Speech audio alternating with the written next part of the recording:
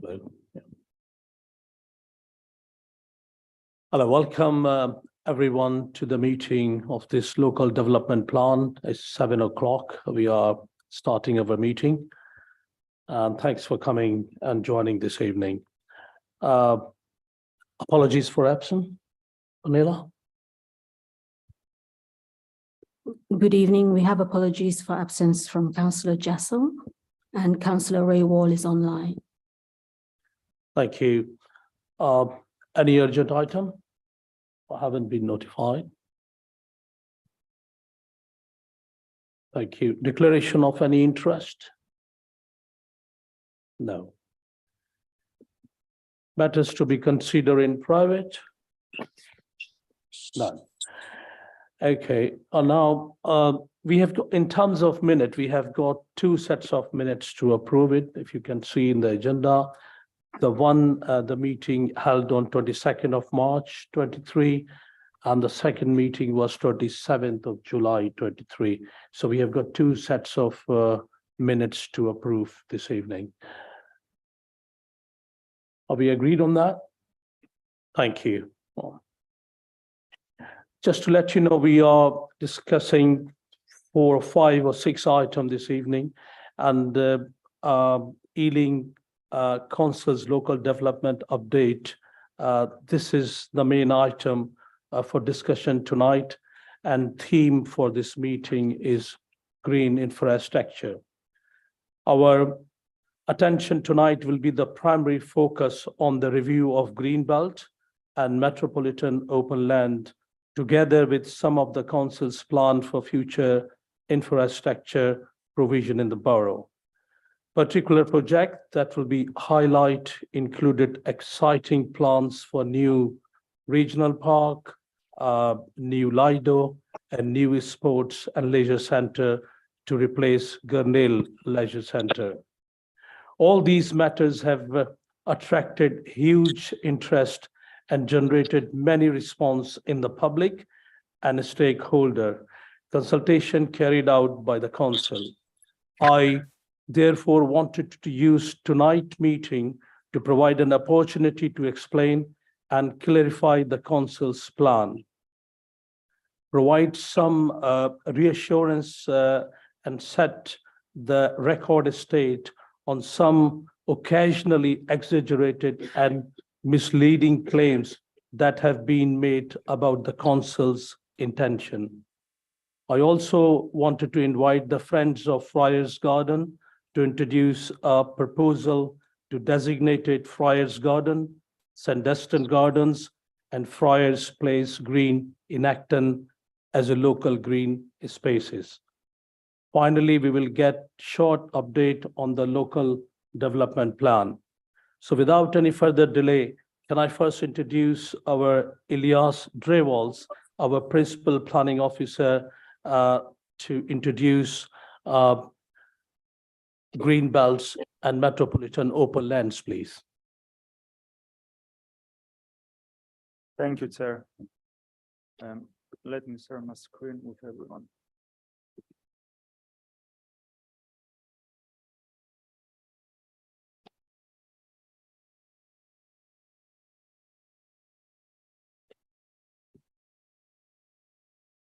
So my name is Elias Trivilas. I'm a principal planning officer in the strategic planning team.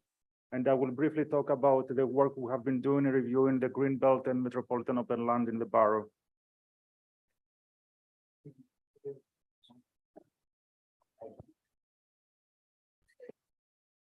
So we have been doing this work to support the preparation of the new local plan. It's a comprehensive review of all our Greenbelt and Metropolitan Open Land sites. These designations came into existence back in the 80s, so almost 40 years now, and this is the very first time we are doing a comprehensive review of these sites and these designations. It should be clear that the purpose of this review is not to release sites for development, but to make sure that sites have the correct designation, the correct planning policy designation, and that there is consistency in how these designations are applied across the borough. Because sites having their own or inconsistent policy designation can actually undermine the council's ability to protect them from inappropriate development. We have adopted a three-stage approach. Stage one, the baseline assessment for Greenbelt and MOL sites has been completed. The report and the appendices were published as part of the evidence base that supported the draft new local plan. All Greenbelt sites were assessed against the National Planning Policy Framework's Greenbelt criteria. And all Greenbelt and MOL sites were assessed against the London Plan's MOL criteria. We also considered a number of potential new MOL allocations across the borough. And when we're doing this assessment, we also checked that the boundaries of the sites are still correct and appropriate. Stage two, which is the next step, will consider opportunities to enhance our Greenbelt and Metropolitan Open Land sites. And stage three will consider what limited enabling development may be required in order to help us provide these enhancements. So someone may ask, why is there even a need to review Greenbelt and Metropolitan Open Land sites? Well, if you have a look at these photos, they have one thing in common. They're all currently designated as Greenbelt or Metropolitan Open Land. This includes major roads such as the A40, fast food restaurants, petrol stations, commercial uses, residential developments. Clearly, no, this is not right. So a brief summary of the stage one findings. As I mentioned earlier, it provided a consistent and comprehensive assessment of all our Greenbelt and Metropolitan Open Land sites. We didn't make up the criteria. This came from the NPPF and the London Plan, respectively, for Greenbelt and MOL. And the findings of this assessment informed the recommendations regarding the appropriate policy designations and also some boundary adjustments. The assessment concluded that most of our Greenbelt sites better fit the MOL criteria, and therefore we are recommending that MOL is a more appropriate designation. Now, it should be made clear that Greenbelt and MOL designations provide the same level of protection. So it's not a case of weakening the protection of these sites, quite the opposite. By making sure they have the correct designation, we are aiming to make sure that we can better protect them. Because Greenbelt and MOL may have the same level of protection, but their roles and functions are not quite the same. And especially for a borough like Ealing, where it's not just enough to say we have green open space, we need to make sure that our people can actually use it and enjoy this green open space for leisure, for recreation. And now the distinction between Greenbelt and MOL is quite important. This map here shows our greenbelt sites. As you can see, they're all concentrated on the western section of the borough. And the 5 out of the 7 sites, we're recommending that they revert to MOL designation. There are 2 sites here, they're designated GB4 and GB7, that our assessment showed they don't meet the MOL criteria. It should be made clear as well that most of these sites already have multiple designations, including public open space, community open space, site of importance for nature conservation, SINC. So it's not a case of removing designation protection, it's a case of ensuring that every site has a correct designation that reflects its location, function, characteristics. The majority of MOL sites were found to meet MOL criteria, and therefore we recommend that they maintain their MOL designation. There were a few MOL sites that didn't score well against the London Plan's MOL criteria, and it should be stressed that MOL designation is intended for sites that are of national or metropolitan importance. So saying that a site doesn't meet MOL criteria doesn't mean it's not locally important. Every green open space is important to local people because they use it, they enjoy it. So there should be no misunderstanding about that.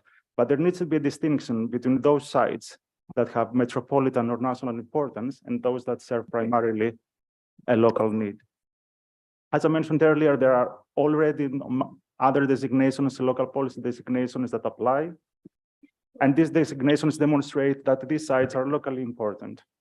And also, they provide protection against the threat of inappropriate development. This map summarizes the MOL recommendations. As you see, the majority of MOL sites, we recommend that they maintain their MOL designation. There are a few sites that we have identified as not meeting MOL criteria, and therefore other designations such as public open space, community open space, etc., are more appropriate. Next steps. So we published the draft findings of the stage 1 Greenbelt MOL review. We received quite a lot of feedback. We have been going through all the representations we received, and we are currently in the process of reviewing everything in the light of all this feedback we have received. Stages 2 and 3 of the review will be undertaken by the strategic planning team in close collaboration with our colleagues in Leisure Parks over the coming months. And obviously there is a significant overlap between stage 2 in particular, which seeks to identify opportunities to enhance our sites, and major proposals such as the new regional park or the Lido. Finally, a quick word about allotments. Some of our allotments are currently designated Greenbelt or MOL. It should be made clear that any potential removal of that designation will have no implications on the future of the allotments. Allotments already have community open space designation, which shows that they are locally significant and provides protection against inappropriate development. The Council fully appreciates the benefits that allotments provide to people, including physical and mental health and well-being. So to be absolutely clear, the new local plan does not propose any reduction in the allotment space available in the borough. So thank you for your time and happy to answer any questions.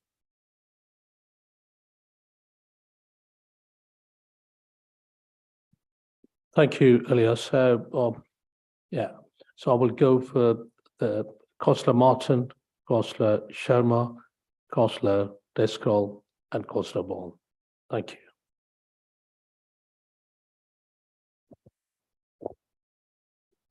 Bit of a distance away, so I'll do my best here. So I just want to understand a bit more the significance of changing from Greenbelt to Metropolitan Open Land. You might be able to help us by giving some examples of what we might see change.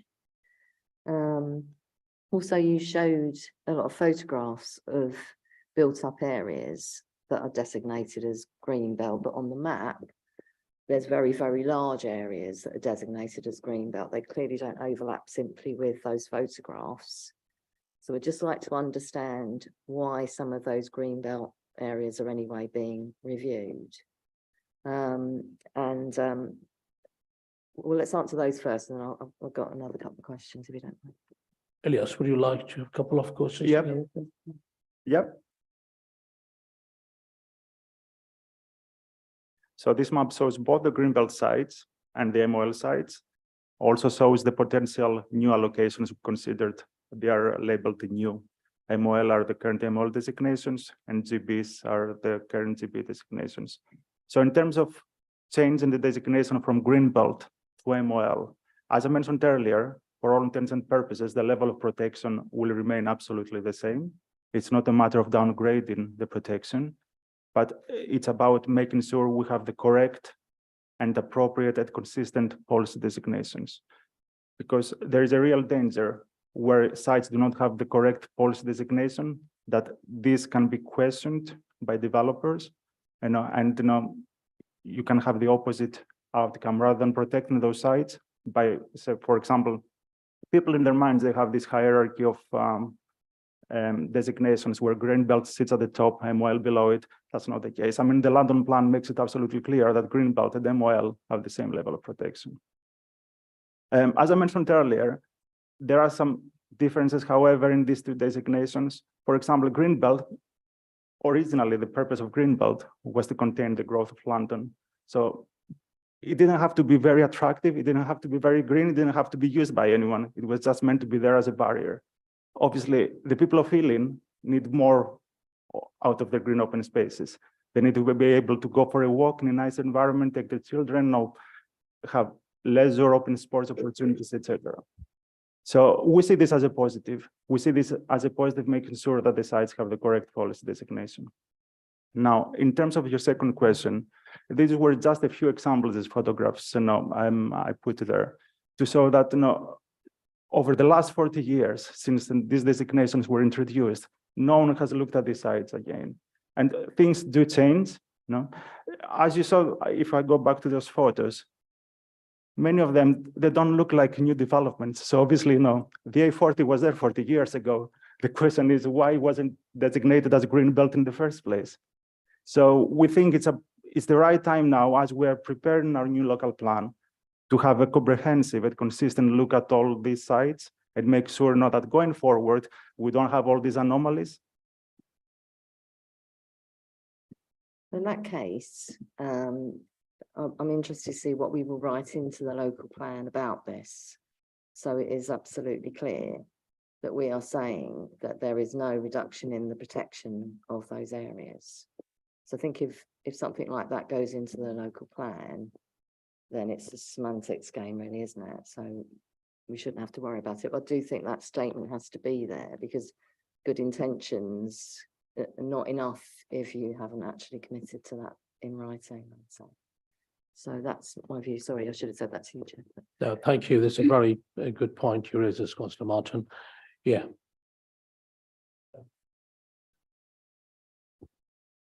I just wanted to give my apologies, Chair. Earlier on, you asked about declaration of interest.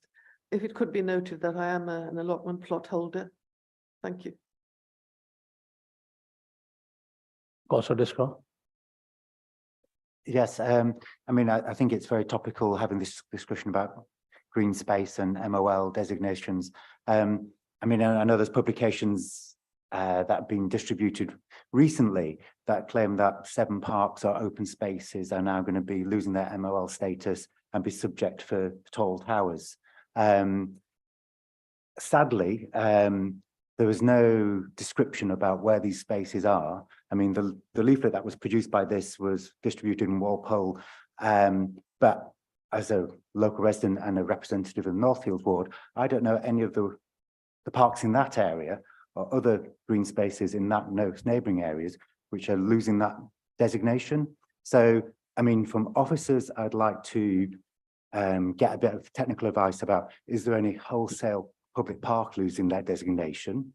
I mean, as it was a Liberal Democrat leaflet, I mean, it's authored by Councillor Buttersill in the imprint, but Councillor Ball might be able to help officers out and specify the 7 areas, because without knowing the specific areas, it's very difficult to go through a vast local plan and understand what we're talking about. So specifying those areas, and then if officers can pick up any of the issues that would help to allay public fears and clarify it. That would be really helpful. Thank you. Steve, would you like to clarify? And if you like, so the leaflet that you're referring to, you've got one variant, but it's going out in various wards around the borough. So it's talking about parks and open spaces, borough-wide, not specifically in one ward. And I was going to ask a question about this anyway, but I think the idea that de-designation doesn't put a risk of development, I think that's just not a sustainable position, because there are examples where development is planned on some of the de-designation, some of the de-designated areas. So I think what we're saying is that de-designating carries a risk of inappropriate development in those spaces, and residents should be up in arms about it, frankly. Right. I mean, I would just like to invite Councillor Councillor Ball to specify the 7 areas, mention 7 areas, parks. Yeah. Should we know which parks are which open, just to specify them, and we can talk about actualities rather than the generality. That would be really helpful for the public debate.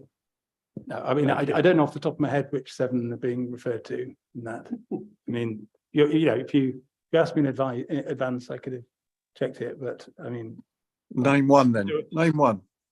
Well, Acton Park is one of them, for instance. Or in terms Yeah. of one with specific development, then the riding school in my ward. No, but we said something like parks and open spaces, didn't we? So. No, Constable, it's going backwards and forwards, but yeah. for the point I'm future making is reference, what points the members wanted to emphasize that, I mean, if you go along with the evidence and full information rather than just speculation, so that is it's the not point. speculation. We're going on what was in the consultation document that came out. I mean, we're not speculating. Well, thank you very much for your contribution. Yeah. So, yeah. Elias. Yeah, so I mean, just because I appreciate Councillor Ball's in a difficult position because he probably wasn't the author of that leaflet. It's far more sensible than that, I suspect. But it is complete nonsense for 2 reasons. Firstly, it talks about wholesale development, green and open space, when the plan directly says the opposite. But worse than that, it talks about building tall buildings across these 7 parks. Now, that is complete nonsense. As the committee heard, and we've just approved the previous minutes of that meeting, the policy with relation to tall buildings is significantly tightened. Firstly, in the London plan, which requires us to specify those areas, those locations where potentially a tall building may be appropriate, and then to allocate those. And the local plan sets out such a policy. As I say, the committee explored this in enormous depth some months ago. And so we have set out not just the geographies of where tall buildings might be potentially suitable, but also set threshold heights and ranges. And none of those sites or suggestions are in public open space, are on community open space, are on metropolitan open land, or on green belt. Quite emphatic about that. Now, where Councillor Ball has a grain of truth is where he talks about where there might be some limited enabling development in certain circumstances. Now, a purist making local plan policy would not allocate those sites, because we would say there would be exceptions to policy and therefore should come forward as such.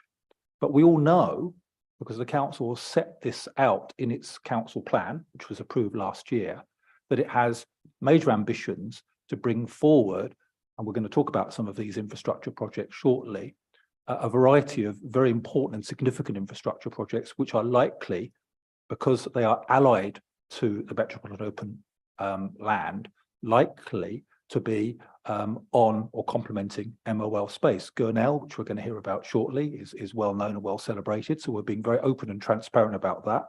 The other sites that we've mentioned in the plan is the Ealing Riding School, which we talked about, which is community open space, not MOL or Greenbelt. Warren Farm, which is MOL, although, again, just to be clear, we're talking about sports, leisure, recreational facilities there, as well as a very extensive rewilding programme. The Berkeley Sports Ground, the clue there is in the name, the former Barclays Sports Ground, I should say, where we have a site which is in private ownership, which we're intent to widen public accessibility to and restore sports and leisure facilities on that site to benefit the wider community, but also the new school, which, by the way, we opened during COVID and after a lengthy public inquiry, built on Metropolitan Open Land, just to prove that, Metropolitan Open Land isn't always sacrosanct if needs are very exceptional. And the other one is the Evershed Sports Ground, which is Metropolitan Open Land. And again, the aspiration there is to repurpose existing facilities for sports and leisure use. And there's actually one further site, which I've forgotten, which was Old Actonians, which is on the borders of Gunnersbury Park, just north of Gunnersbury Road. And there you have a collection of very antiquated buildings, which are well past their sell-by date. And the aspiration there is to reconsolidate those buildings, to build something which is purpose-built, purpose-designed with some enabling development, to provide sports and leisure facilities fit for purpose for the 21st century. I have to say, with the support of the local sports and recreational community, my ambition on that site would be to probably increase the green footprint, because we have such a sprawling set of buildings on that site and a rather extensive car park. You could actually conspire with clever and good design to come up with something which was fit for the 21st century and actually would not encroach on in net terms on the green space. So all of that is a segue to say that where we are talking about enabling development, and some of these projects are very significant, we're being very open and transparent about that. If we weren't, we would quite rightly be accused of being deceitful and being dishonest, so we're not. In terms of the protections that my colleague has outlined, I think they're very, very clear. So I do think scaremongering, and we did see this during the Reg 18 consultation, both in relation to Greenbelt MOL and indeed public open space, community open space and allotments, is unhelpful. Thank you for clarification. Councillor Ball and Councillor Rayball. So the question I was going to ask, it's touched on there, but the question I was going to ask is, right at the start of the presentation, the officer said the purpose of the review is not to release green sites for development, but what we've heard here from Mr. Barton is that there are examples where there is proposal for development within some of these sites that hasn't been proposed previously. So how would you, so I mean, how do you justify saying that the purpose is not to release green sites for development when clearly that will be happening?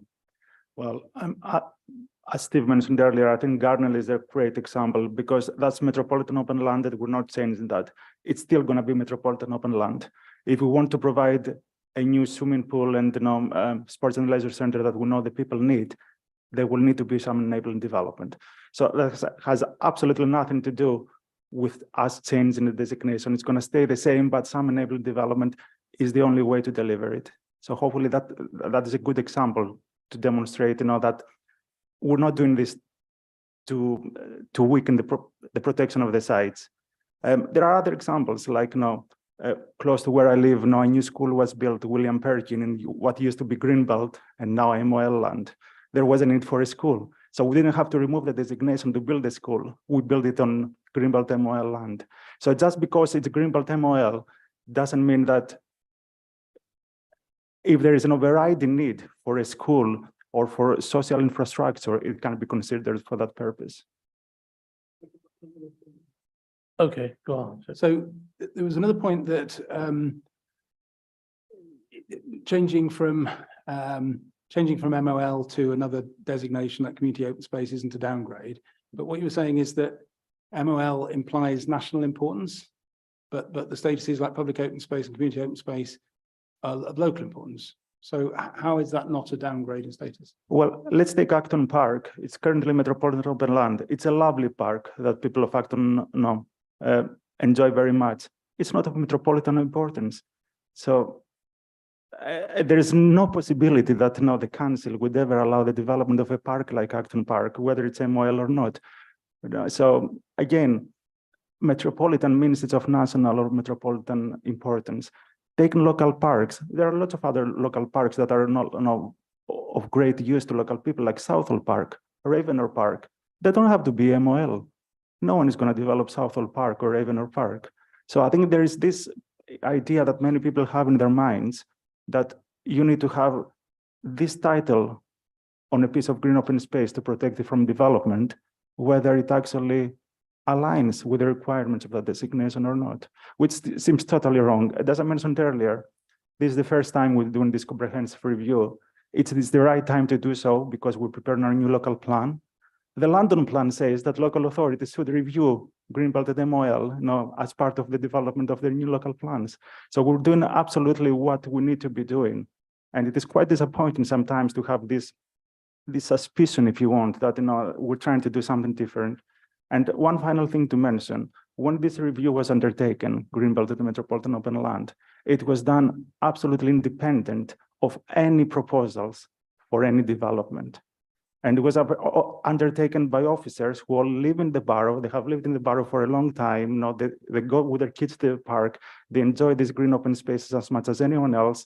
And they treasure these green open spaces as much as anyone else. And that's why they think it's important that they have the correct policy designation. Thank you. Thank you, Elias. Councillor Ray Wall, please.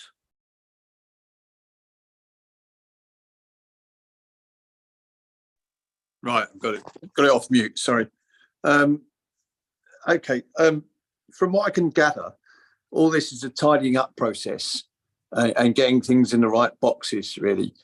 And I wasn't really going to speak, but when Councillor Driscoll mentioned a leaflet with political aims, it's really disappointing. You can't have, we're supposed to be having a grown-up debate here, not throwing wild accusations out into the public and then not being able to back them up in a public arena.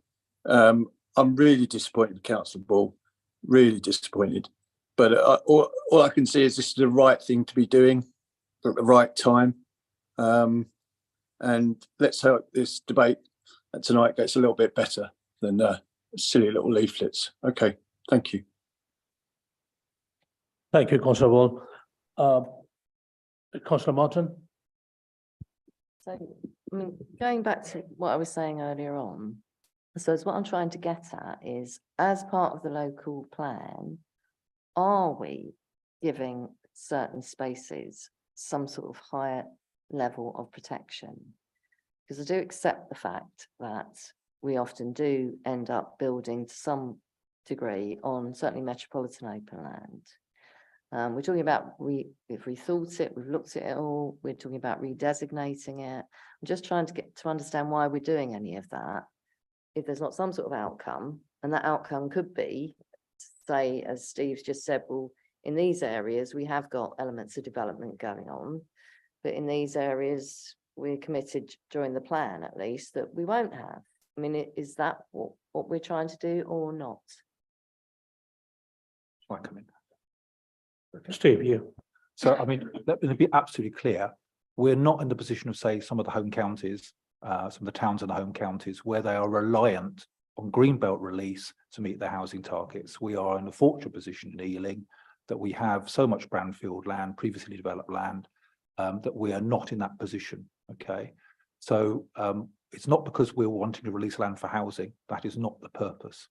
It is about having the correct planning policy designation. And what we have had through time is a layering of multiple layers. And there is a real, an ever-present danger that if you do that, developers could do exactly the same analysis as your officers have done and have done on some sites to undermine the designation and to therefore force through development in certain circumstances. We want to be absolutely clear and categoric. The protections that we have are the right ones and are therefore robust and will withstand any threat of inappropriate development. And we have a very clear policy in the draft local plan. The Reg 18 version talks about maintaining, enhancing, and indeed expanding. And we're going to talk about later some of the ambitious plans for 10 new parks, et cetera, to talk about how we can make better use of the green and open spaces in the borough, improve accessibility, improve the quality of that space, improve the opportunities for biodiversity, etc. So it's not just a question of protection, it's also about enhancing as well. And I just wanted to come back to your earlier point, if I may, on green belt, because possibly what was unhelpful was the map you saw was the map of Ealing. But of course, if you saw a map of green belt across London, what you'd expect to see, and indeed the same would be the same for any of the big conurbations in the country, you have effectively a green necklace around each of our main metropolises. But if you looked at the green belt that is in our sort of northwest corner, it extends over the boundary into Hillingdon, but it doesn't extend to or beyond the London Borough boundary. It is in effect an island of green space. And it's completely at odds, therefore, with what the National Planning Policy Framework says about the purpose of green belt, which is to check the unrestricted sprawl of large built-up areas, to prevent neighbouring towns merging into one another, to assist in safeguarding the countryside from encroachment, to preserve the setting and special character of historic towns, and to assist in urban regeneration by encouraging the recycling of derelict and other urban land. Now, you know, I know some councillors around this table often have differences with our neighbours in Hillingdon, but clearly Hillingdon is part of the same metropolis as London. It's not a separate town. It is part of the same city of London. So to me, it's absurd. It makes no sense to have designated that as green belt, and it clearly doesn't meet those tests. It would have been far better, in my opinion, as a spatial planner, professional spatial planner, if a green belt review was conducted at strategic level. It should have been. The mayor chose not to, for very good reasons, because of course, whilst there is a considerable amount of green belt within the boundary of London, it extends beyond the boundary of London as well. And there was no cooperation between London and the home counties to enable such a strategic review to take place. And of course, outside London, they don't benefit as we do from a regional government organisation with plan-making responsibilities. So it was impossible at that level for them to do the strategic review, which I think would have been probably the better and easiest way of resolving some of these issues. So it then falls to boroughs, individual local planning authorities, to conduct the reviews. And because we haven't done one for some considerable period of time, we run the risk that, you know, we will be found unsound in terms of our local plan. And as I say, there are examples, and Ilyas illustrated some of those quite graphically, where clearly, obviously, those boundaries don't reflect the reality on the ground. So we need to obviously audit and check those and come up with a designation which is most appropriate for that particular green and open space. And as I say, where we have talked about specific examples of development, we've been very, very clear about that and transparent about that, because to do otherwise, I think, would have been dishonest. And again, just to come back to Councillor Ball's point, Gurnell is on MOL. That is not changing. Eversheds Sports Ground is on MOL. That MOL space, again, that designation is not changing. Bartley Sports Ground is on MOL. That is being designated, but it is community open space. So it's entirely appropriate for the ambition that we have for that site, and so on and so forth. So the idea that the changes in designation have been done to enable development is just simply not borne out by the facts. Thank you, Steve. Yeah, if there is no question, I have got one clarification for myself. You know, I just wanted to reassurance, and I wanted to clarify the position of allotments, and just wanted to reassurance we have no plan to develop anything on allotment. And could you be more specific and clarify the position of allotment beside the Greenwood Cemetery and behind the Bexley Field in Southall? So what is the situation? And I think allotment holder and people will be very happy to just get the reassurance we are protecting allotments. What's your view on that? Shall I come in on Bixley first, and I'll ask Chris perhaps if he can talk about Greenwood Cemetery. So Bixley was referenced in relation to a draft site allocation for the Havelock estate, for the potential for a revised master plan, which might have included relocation of the allotments. We have decided not to proceed with that proposal, so that is not going to happen. That will be amended in the Reg 19 version. It's one of the early conclusions that we've reached, partly based on some of the feedback that we've got. Perhaps I'll ask Chris to talk about Greenford Cemetery. Well, let me start by speaking about allotments more generally. Ealing Council has over 40 allotment sites, second largest allotment space in it of any London borough, and in the top 3 in terms of tenants within our allotments. All of the council's allotments are actually protected by statute, and if there was any desire to change them from allotment use, we would need to seek the Secretary of State's approval. We have just sought the Secretary of State's approval to de-designate the part of the windmill allotments that neighbour Greenford Park Cemetery. And the reason we've had to do that is because actually we're running out of burial space in the borough. In order for the Secretary of State to give approval for the designation of the allotments, we've had to mitigate that by providing additional allotment space in other parts of the borough. So there is no net loss of space for allotments. The allotments have been mitigated by providing additional space at 2 sites, one of which is Coston's playing fields, and the other one is an extension of another site in Southall. So there is no net loss of allotment space in Ealing. Thank you. Thank you, Chris, for your reply and reassurance about allotment. Yeah, like to come back. Councillor Scroll. I mean, just because it's consistent with this theme, because I was looking at the Bixley allotments, because it's Havelock and I think it's a canal and another road, that it forms like a pocket, and it's partly housing, partly green space, partly allotments, but it's put into one basket, as it were. So I think when the draft plan was looked at and it described that setting, it was confusing anybody looking at that plan, because they would say it would describe it as housing. So if you were looking and being a bit critical, they think, oh, it's got housing in that pocket, therefore the allotments could be subject to housing. So I wondered if how these pockets of land are presented with a range of uses, it then gets extrapolated across that basket number of uses will then could spread across the whole site, like housing is part of it, green space is part of it, allotment is part of it. So the housing could just spread across the whole. So that, I think, is confusing for anybody reading the draft plan. So it's just to clarify and confirm that expression of the designation of the areas that are multi-use. Okay, can I take Councillor Martin a quick question as well? I'm just going to try and ask the question again, which was really about whether or not it is our intention as part of the local plan to define certain areas of Greenbelt or metropolitan open land as protected from development for the period of the plan, which is what I asked. Thank you. Steve, you were coming to address Dr. If I do the first point, Elias, you want to do the second point. So on the first point, I think, fair point. Obviously at Reg 18, when you're drafting the plan, obviously we don't provide an awful lot of detail.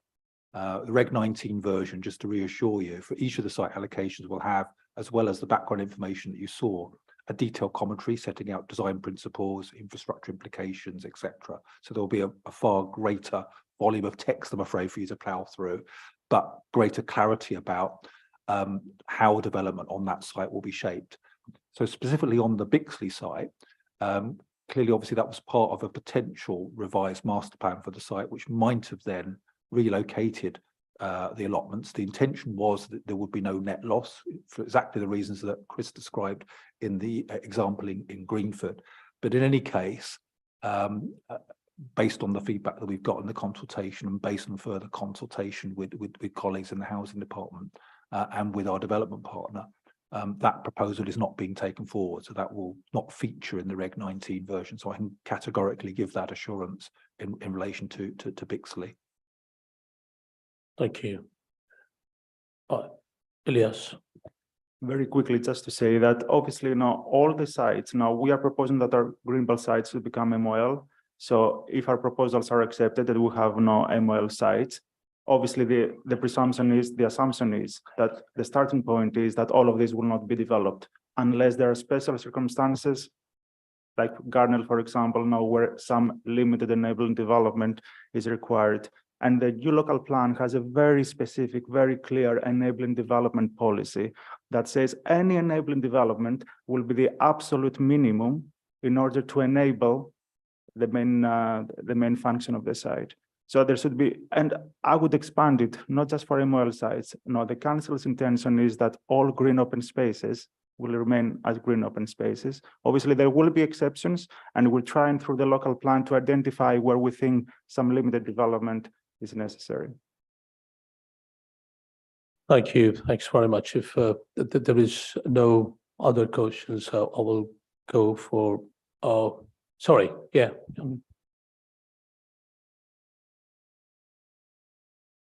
Could you come forward and use the mic here? Excuse me, for the purposes of the stream, please. Could you come on forward and use the mic, please? Yeah.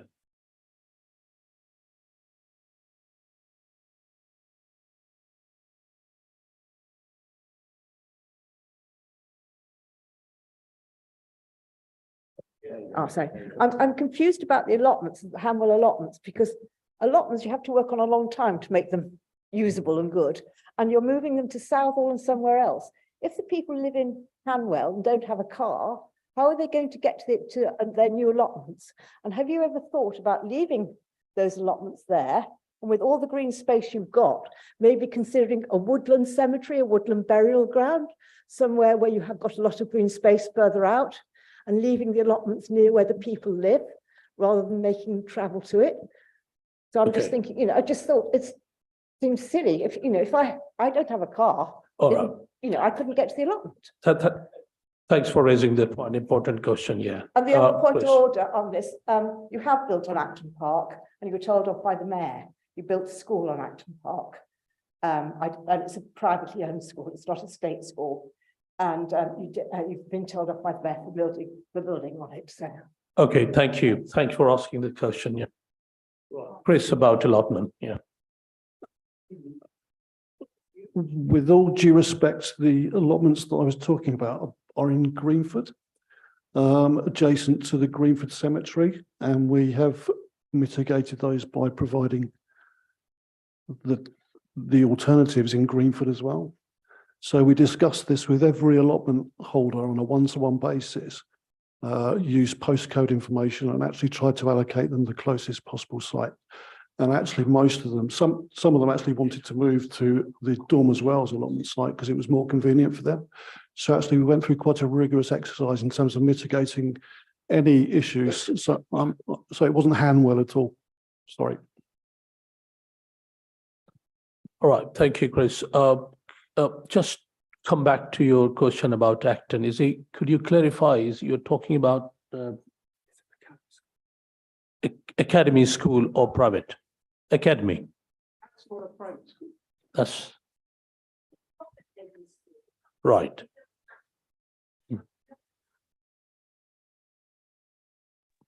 I'm sorry, I can't hear. I can't hear on the feed. Thank you, Ray. Yeah, Right. yeah. So you said nothing will be built on Acton Park, but in fact you've built an academy school, which in all intents and purposes is a private school because it's profit making. But you have built on it and you got told off by the mayor for building on it. He commented on it, but you said nothing would be built. So you need to make that clear. Right, thank you. Thanks very much. Yeah. Right. Yeah. Ilyas. I think I mentioned earlier that there are exceptions, and I mentioned William Perkin High School in particular, which has been built on Greenbelt MOL land. So just because something is Greenbelt MOL land, when there is an overriding need for something like a school, and it's the only appropriate location, surely it will be considered. But what I said earlier, there are no plans to build on Acton Park, like there are no plans to build on any of the local parks across the borough. Thank you, Ilyas. Can you, Councillor Mandro, could you like to put more light on that? Yep. Look, I'm really sorry. Look, we as a local authority were prevented from building new schools by the government. So the only schools that could be built were academy schools. So academy schools do take children from the borough. It's not a private school, so please don't misrepresent. Private schools are a separate issue. They are public schools. They're built as academies. William Perkin is an academy. and also takes pupils from all the residents who live in the borough. And as the officer has indicated, there's never been a presumption that there can never be any development in the borough where there are overwhelming needs around social infrastructure or school infrastructure. So William Perkin was built on MOL, and so was the Acton School. And these things do happen, but they go through a proper process, publicly led. People are aware of what's happening, and we go through that process. But it is very, very, very exceptional for us to use MOL unless you can really prove, and it has to be approved by the Secretary of State. So it's not just the local council that has to do it. It has to go through Secretary of State for us to get that kind of permission to do that kind of development. Thank you. Thank you, Councillor Mano. Steve, could you put more light, and we will go forward on that. Just to give one further example, Ada Lovelace School was built on MOL on the former Barclays Sports Ground. That was the product of a planning for schools development plan document, which went through 2 rounds of public consultation and a lengthy public examination process. And then, of course, the planning application then follows, then has to be subject to all of the normal statutory consultation procedures. So, you know, those sorts of decisions are not taken lightly, and they are exceptional, and the development would not otherwise be authorised unless those very exceptional circumstances were proven. Thank you, Steve. We are pressing at the time, so can I just move on? Can I now introduce Chris Bunting, Assistant Director, Leisure, who will talk about some of the council's green infrastructure projects and aspiration, including the new regional park and Lido, and that is the theme of tonight as well. Thank you, Chris. All yours.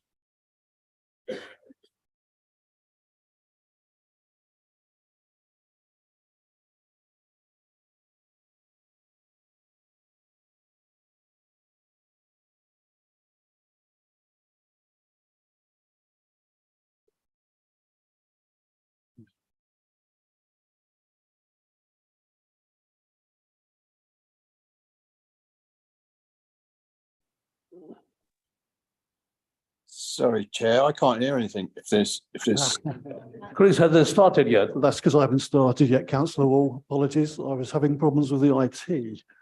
okay. The lack of silence isn't great when you're here. I was building up the anticipation, Councillor. All right, I can hear the drum now. Yeah. Thank you, Chair. Thank you, Councillor Wall.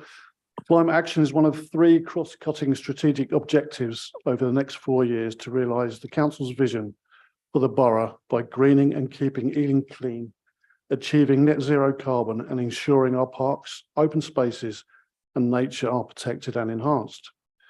The creation of a regional park offers the perfect opportunity to develop a wider, more connected Ealing that is equipped to tackle climate emergency.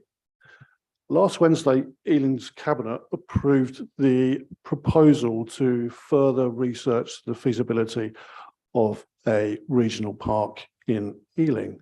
It also agreed the following. It agreed the statement of ambition that Ealing's regional park will be as transformative for West London as the Elizabeth II Park has been for East London. And furthermore, it agreed the vision that the Ealing Regional Park will create more than a day out. The Ealing Regional Park will become a new destination for lovers of nature, culture and play, a space to replenish your health, support the local economy and to have fun. The parks will act as a new green lung for London, strengthening our climate resilience whilst improving air quality for future generations. This is a huge ambition. This is a huge ambition. The regional parks concept spans across a whole range of the council's strategies, policies and action plans, namely the council plan, the local plan that we're talking about this evening, the climate and ecology emergency strategy, the biodiversity action plan, the health and wellbeing strategy, the sports facility strategy, and the cultural manifesto as well. Why are we doing this? Primarily, climate action is at the forefront of our thinking around the creation of a regional park, and I've listed there a whole host of reasons why this is important. It would make Ealing a more vibrant, green and attractive place to live and visit. to support nature recovery in Ealing by providing more space for nature-rich habitats and potentially reintroducing new species, increasing carbon storage, providing more opportunities for our residents to connect with nature, provided much needed flood resilience, particularly in certain parts of the borough, and I'll show you a map that demonstrates the issues we have with flooding, to increase mental and health and well-being of our residents, to encourage active travel through cycling and walking and to reduce the reliance on cars, which would improve air quality. We also believe this will be a huge opportunity to support community engagement amongst our residents and look at reducing loneliness. Furthermore, as we know, the council declared a climate emergency in April 2019. And as part of the current manifesto and council plan, there is a commitment to create 10 new parks and open spaces in Ealing to give back 800,000 square metres of land to rewilding and nature, and pioneering 10 new community growing spaces, which plays into the discussion we've just had around allotments as well. There's also an ambition to increase the canopy cover of our trees from 16.7% to 25% by 2030. And in the next 3 years, we plan to plant another 42,000 trees, having planted 7,500 last year. Again, as we may well know, that there's an expectation that Ealing's population, that is over 360,000, will grow to nearly 400,000 by 2031, and that's actually reducing the amount of green space per capita. And this creation of a regional park is trying to arrest that and actually turn that the other way. Another reason is actually we understand the benefits by having access to high quality green space. And we believe that through the creation of a green park, it will transform people's ability to be able to access that green space within a 20-minute walk time as well. So there is a tactical angle to this as well around health and well-being and creating easier access to good quality green space. And this map demonstrates the issues there, where the darker blue and the red are the greater flood issues as well. And we hope through the creation of the regional park, introducing ponds, sustainable drainage systems, that actually the regional park can support our flood resilience and management. The cabinet paper went through 3 key themes that have been developed around the ambition for the creation of a regional park, and they are health and well-being, sustainability, and the economy and culture as well. And there's a few slides here that just present some opportunities that might exist through the creation of the park. So first of all, sustainability and accessibility, and I've talked about active travel and making parks more accessible, improving the green and blue infrastructure network, local food production, as I've talked about in terms of growing spaces, looking at different ways of governing and ownership and stewardship of the sites, and creating some sustainable forest and woodland areas within the regional park as well. Not least also meeting the council's biodiverse action plan targets too. The second theme was around health and well-being, looking at creating more leisure and sport opportunities, again to meet the needs identified in the council's indoor and outdoor sports facility strategy, which was adopted last year, to create more play spaces, introduce public art, bring community hubs and meet-up opportunities, increase our volunteering opportunities across the council as well, and actually look at using the regional park as an opportunity to educate young people around the benefits of biodiverse and the issues that can be resolved around the climate emergency as well. And finally, the third theme was around economy and culture. And again, the cabinet report gave approval to soft market testing for a new outdoor cultural venue. We're also currently developing a cultural infrastructure plan to identify and do a gap analysis of where Ealing needs further cultural facilities,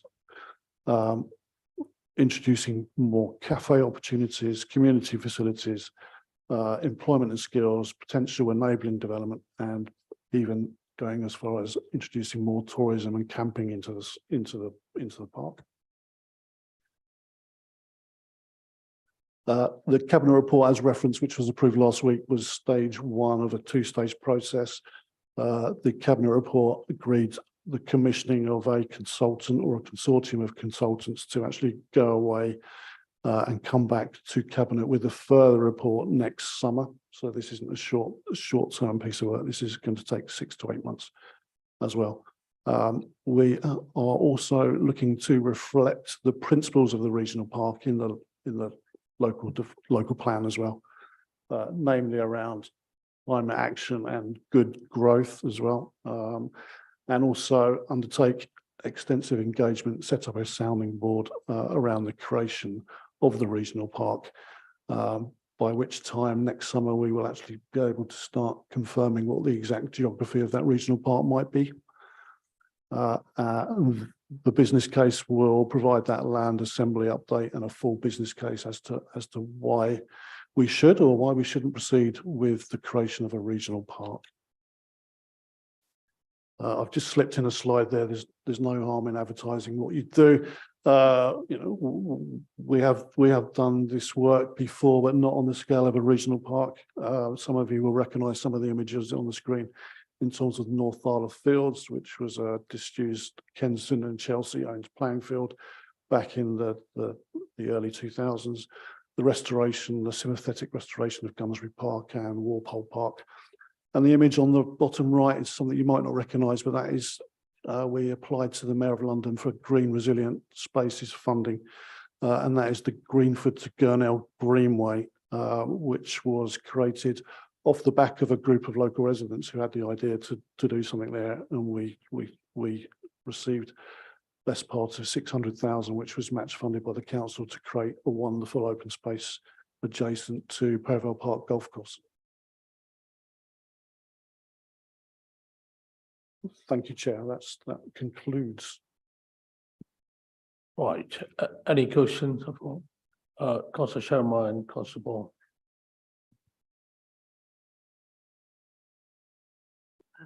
Chris, as you probably know about Perivale Golf Course, there's a number of residents who are not happy about that. And also one of the things they argue is that it's affordable for local residents. You mentioned there's going to be a consultation. Could you elaborate, clarify some of the arguments and so forth? Thank you. Right, okay, can we take Councillor Ball question as well? Yeah, well, sorry, yes, it's on the same issue really. Yeah, so Mr. Bunting mentioned the sports facility strategy and health and well-being and increasing community engagement, but the proposal is to incorporate Perivale Park Golf Course into it, which is, as Councillor Sharma said, it's the most accessible golf course in the borough because it's the cheapest to play and the easiest for people with disabilities to play on. I understand 500 people played there over a recent weekend, so it's genuinely significantly used for people for doing something which is good for their health. I mean, I guess the question is, so what's the justification for clothing it? And perhaps a more specific question would be, have you thought about incorporating the golf club into the park? So essentially keep the golf club running, but just make signage clearer and so on, so people can walk across it. Steve, you will take the question, Chris. Yes, I'm very happy to answer that. As I said, it is an ambitious plan. There is an intention to consult and engage on Perivale Golf Course and a further engagement and creation of a sounding board on the generation of the wider regional park.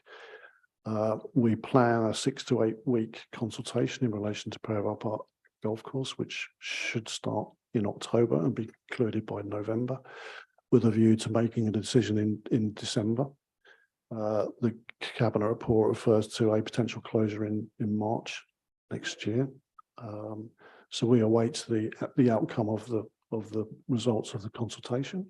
It's being formed at the moment. In terms of access to golf, the Cabinet report outlines the number of courses that exist in Ealing and the number of courses that exist in its neighbouring boroughs as well. And there are approximately 17 courses in West London. I believe there are access to 14 courses within a 5 mile radius of central Ealing as well. you could argue that in terms of the number of users of golf courses active, the Sport England Active Live survey would recognise that 1.5% of residents in Ealing play golf on a regular basis, which amounts to 4,400 golfers playing on a regular basis across 6 golf courses. The report states that a person who's playing Paraval golf course will have access to 25 times the amount of green space than a normal resident. And if you took all of the golf courses in Ealing in their entirety, then a golfer who plays in any one of those courses has access to 35 times more of green space than a resident who doesn't play golf as well. So you could argue that there's an over proliferation of golf courses in the borough. And actually, we are not necessarily talking about a reduction in sport and leisure facilities. We're actually looking at assessing the indoor and outdoor sports facility strategy and recognising that there are alternative gaps in provision. So by taking away golf, it might facilitate the provision of an outdoor swimming pool. It may well facilitate the provision of additional tennis courts or paddle courts or pickleball courts, where there isn't any in the borough currently and there is a deficiency. So it's actually looking at the share of space given up to certain sports where actually it could be repurposed for other sport and recreation, and actually creating a parking in place of Paraval Golf Course might actually see greater access by our residents in terms of using it as a park and green space. And that's certainly something we've experienced in the creation of the Greenford to Gurnell Greenway, which is actually, before we created it, was actually a bit of a no-go area. And now it's an area much loved and well used by residents, and also provides shortcuts from Greenford Town Centre to Gurnell. My colleague Adam will talk to you about the progress being made on Gurnell. So it's actually creating active travel shortcuts from Greenford Town Centre to a new leisure centre. In terms of affordability, pending the outcome of the consultation, we would look to review the prices that are charged at the other public golf course in Ealing, which is Brent Valley Golf Course as well. And we've actually asked the operator of Brent Valley Golf Course, who also operates Paraval Park Golf Course, to review the layout of the 18-hole golf course to see whether there could be a 9-hole golf course or 2 9-hole golf courses where one of them is more accessible, flatter. We've also talked to them about upscaling in terms of availability of golf carts as well, which I know are very popular use among the over 50s to get around golf courses as well. So we recognise that Paraval currently is affordable and flatter and a good course for introducing people to golf, but we also recognise that there are a huge number of other opportunities within the borough and outside the borough that provide the same or similar offer. Thank you, Chris. I've got, Councillor Martin, yeah, I've got one question. I'm just wondering, when I see your ambitious plan of regional parks, if I see if that regional park extended towards southward, do we have any cross-borough approach so that the regional park shouldn't have any boundary and it will be more extended towards southward, towards Hounslow, towards Austerley? We haven't agreed the demise yet, but the ambition is significant, and the cabinet report talks about engaging with our neighbouring boroughs, Hounslow to the south, in terms of whether there's opportunities to continue the contiguous nature of a regional park beyond the borough boundaries. There will be challenges within what we might consider to be the future demise of a regional park in terms of trying to maintain a contiguous link. And some of us will know Lee Valley Park as well, that actually is split up by transport nodes as well. But the ambition is to try and create one contiguous park stretching from north to south, and if possible to have discussions with the GLA and neighbouring boroughs in terms of being able to do that and maximise and optimise the opportunity. Thank you, Chris. Councillor Martin. The mic again. Sorry, Councillor Ball did ask you a question about Perivale Golf Course and whether or not you thought about, or we could think about it, you know, it still being there and us being able to sort of use, have the regional parks in effect as part of it, but around it. I was wondering about that because the Brent Valley one does kind of lend itself to that at the moment. I often walk around there and, for example, one part of the course, there's an avenue of trees. So you're quite safe to walk along there. You've still got the golf going on. It's, you know, no one's impeding each other. I'm not saying that everything should be a golf course, but I'm just wondering if some of those ideas will be incorporated into the regional park where you can still possibly have other activities going on while still enabling people to move through that space quite safely. And the only one that it applies to at the moment is Perivale, because that's the only one that's been discussed. So I just wondered if we had thought of that. I'll probably return to my first point really around the number of golf courses in Ealing and the access to open space. And it's highly likely that another golf course or two may well exist in the new regional park in any case. Thank you, Chris. Do we have another section 2 of the presentation? Sorry, I've had my hand up, Chair. Sorry, Ray. Yeah, Councillor Ray Wall. Sorry, hello, Chris. Just to be, did I heard that right at the end there? Did you say that it's likely that we would incorporate 1 or 2 more golf courses in the regional park or within the borough going forward? I mean, Councillor Martin asked a question I was going to originally ask, which was about incorporating Perivale into the park itself, the golf course, and I heard your answer. And the other one before, well, they are already flying. Rumours are flying about we're going to shut Brent Valley next. I just want you to be definitive to say that there are no plans to shut or curtail Brent Valley Golf Course. Chris.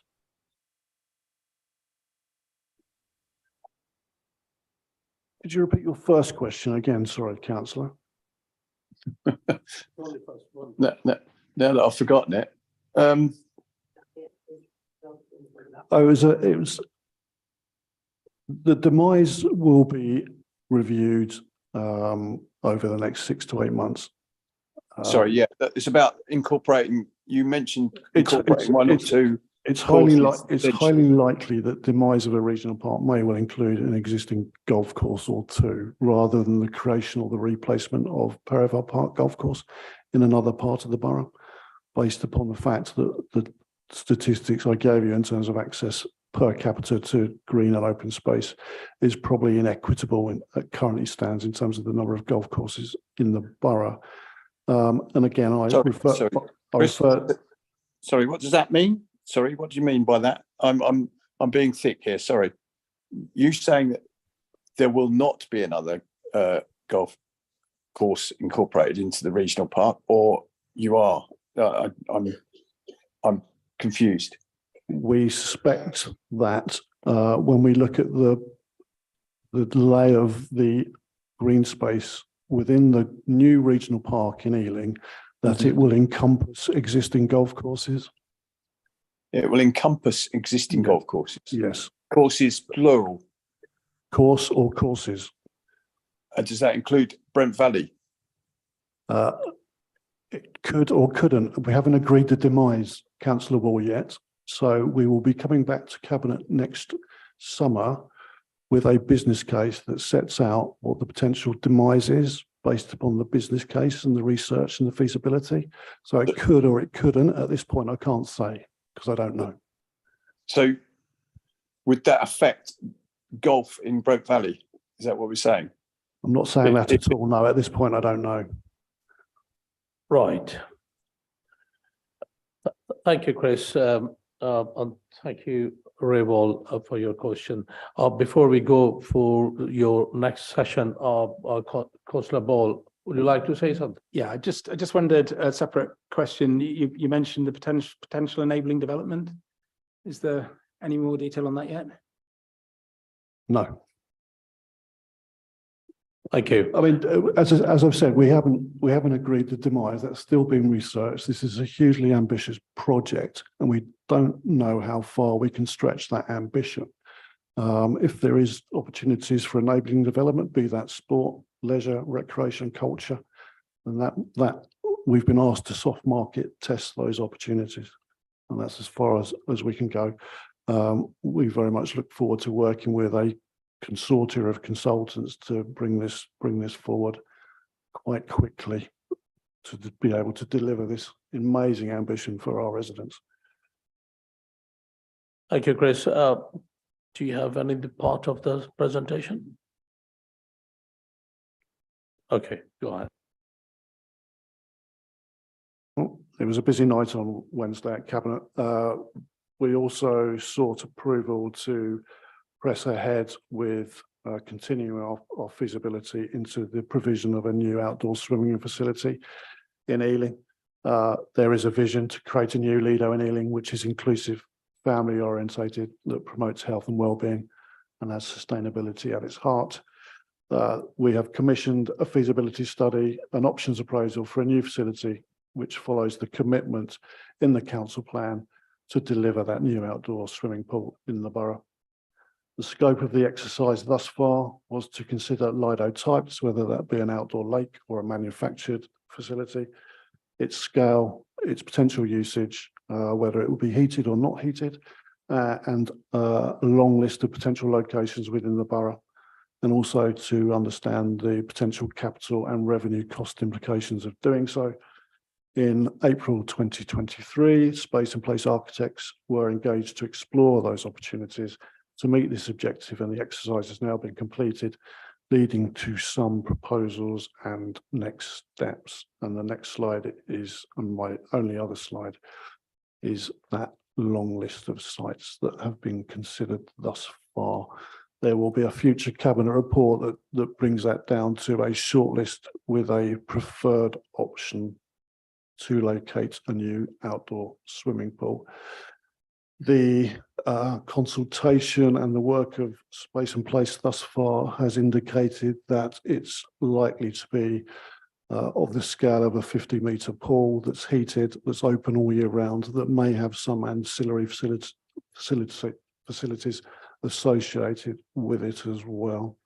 So now we've almost got the template for what the pool may well be. Now it's working on the ideal location with a number of criteria around accessibility at the forefront. Thank you. Thank you, Chris. Constable. Yeah, I mean, I can certainly see the attraction of a Lido. The long list of sites has caused a lot of consternation.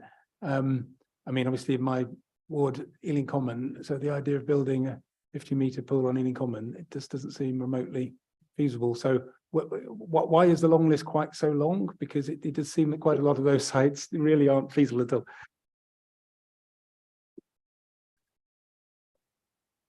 There was a range of criteria that was set out, and we wanted to explore all opportunities. And actually, as you say, it's been quite easy to rule some of those out. And Ealing Common has been ruled out, I can advise. We were looking at accessibility, location, the revenue implications of doing so, whether it could be associated with other facilities in the borough. So we didn't want to rule anything out at the long list stage. But I imagine that very quickly we'll be down to a short list of about 3 to 4 sites. Thank you, Chris. Councillor Ball.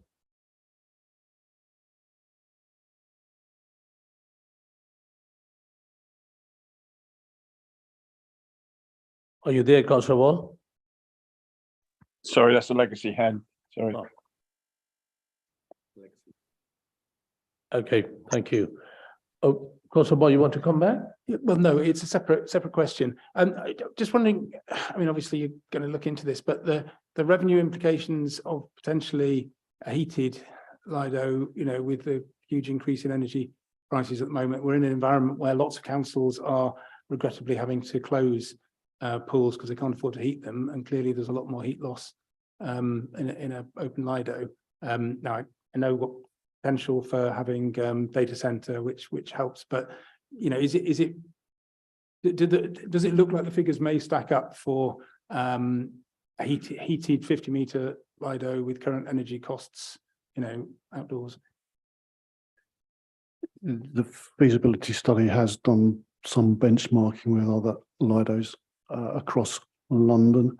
And if you take away the capital cost of building a Lido, it is anticipated that it would more than break even. And it's not quite a like for like, but the Lido in London Fields is generating a £450,000 a year surplus to the council. Thank you, Chris. One last question from Councillor Sharma. Chris, as you know, a lot of people, residents, have felt the loss of Gurnell, and there was a real community there, and so I still get asked by quite a few people, what's happening with Gurnell? So what do I say to them? That's a perfect segue into the next item. Yeah, that's so next item for Gurnell. Yeah. Thank you so much, Chris, for your presentation, and thank you for telling us about new regional park and new Lido in Ealing. Now, without any further delay, can I now introduce by video link Adam Boley, our Assistant Director for Capital Investment Programme, who will provide an update on plans for replacement of Gurnell Leisure Centre. Adam, are you there? I am, Chair. Can you hear me okay at your end? Yes, that's right. Go ahead. Thank you very much, and thank you, committee, for the chance to present to you this evening. And as Chris has just said, the question just asked was perfect timing. So I'm here to give you a brief update on the position with Gurnell Leisure Centre. So as Chair just introduced me, I'm Adam Wally, Assistant Director for Major Projects. And I'm overseeing this project, working with Chris and colleagues in planning in the borough. So it's just a short slide deck update. I'm sure the committee, everyone in the room will be fairly familiar with the scheme, but just to give a quick recap and context of where we are at the moment. So following a feasibility study that took place over the sort of large part of last year, a report was taken to Cabinet in February of this year to provide an update and seek a way forward to deliver new state-of-the-art leisure facilities at Gurnell in line with the council plan commitment. I've just got on screen there the sort of key elements of what Cabinet was asked to approve. The report, as I say, and as the slide says, was informed by a feasibility study produced by Michael Rich's, a consortium of a team which was led by Michael Rich's architects, and that led to the production of an optimised leisure brief. So Cabinet was asked to, the feasibility study, I should say, was published. So if anyone is interested and wants to read the full detail, it's available on Council's website. There was a full assessment of the existing building in terms of its ability to be reused, and that ultimately and that was carried out by a sort of a qualified surveying firm, and that led to the recommendation that the building was definitively at end of life and needed to be replaced. So there was a leisure brief developed for a new state-of-the-art scheme. Cabinet was asked to allow the consultant team to progress up to bringing the scheme up to a planning application stage. And as has been already mentioned earlier in the meeting, there is it's a metropolitan open land site. Clearly, a large capital investment need there. So there is a recommendation to Cabinet which has been approved for 200 to 300 units of residential development to be included on the site, with 35% of those affordable housing. We're currently undertaking an analysis of procurement routes, so the Cabinet was asked to authorise officers to take forward a review of how we would deliver the scheme. I should say that at the moment the scheme is being progressed by a council sort of commissioned route. So we aren't currently working with any sort of developer partner at this stage. As I've mentioned, the building's been considered at end of life. It's been closed since the outset of the COVID pandemic. So it's now been closed for over 3 years. And so we are seeking to arrange for its demolition. Cabinet's authorised that. And then Cabinet noted that we were to return in due course with a further update on the funding strategy for the scheme. So just a few more slides. The site is on screen. Many people will be familiar with it. The existing building, I'm sure Steve and colleagues in planning would help me with this, but it's my understanding the existing building is an exception to MOL. It's arguably not an MOL compliant to have a leisure centre on the site currently. So the intention is always will always be to make an argument for that under a sort of very special circumstances case.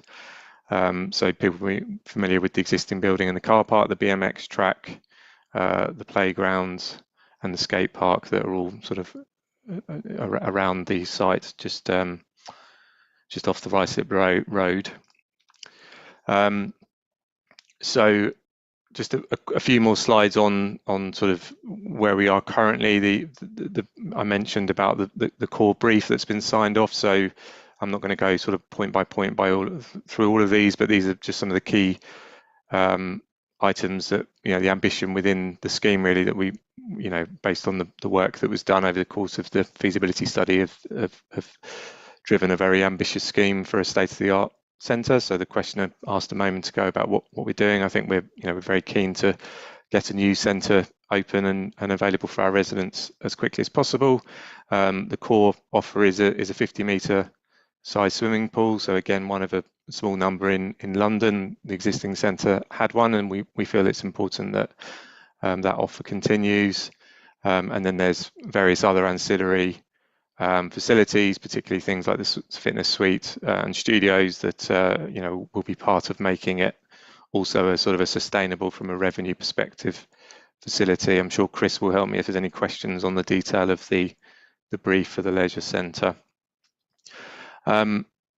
Just in terms of the overall site master plan, and again, these are excerpts from the feasibility study, so are a little out of date, but I think for the purpose of this discussion, hopefully articulate the point, and there will be updated information on where the scheme is currently coming out. I think in the near future we have the next Gurnell sounding board, which is the forum where the scheme is discussed with stakeholders is due to happen next week.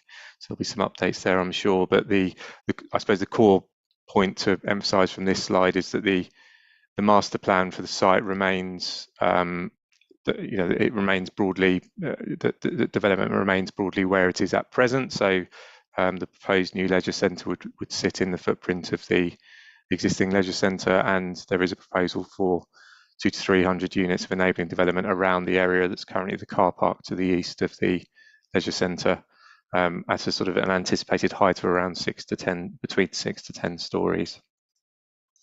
So just a few more slides, Chair, and then I'll open up for questions. This is just a timeline of where we are, so hopefully this is helpful to give people a bit of a route map for where the scheme is currently and where it's due to be going. So the consultant team is currently sort of midway through.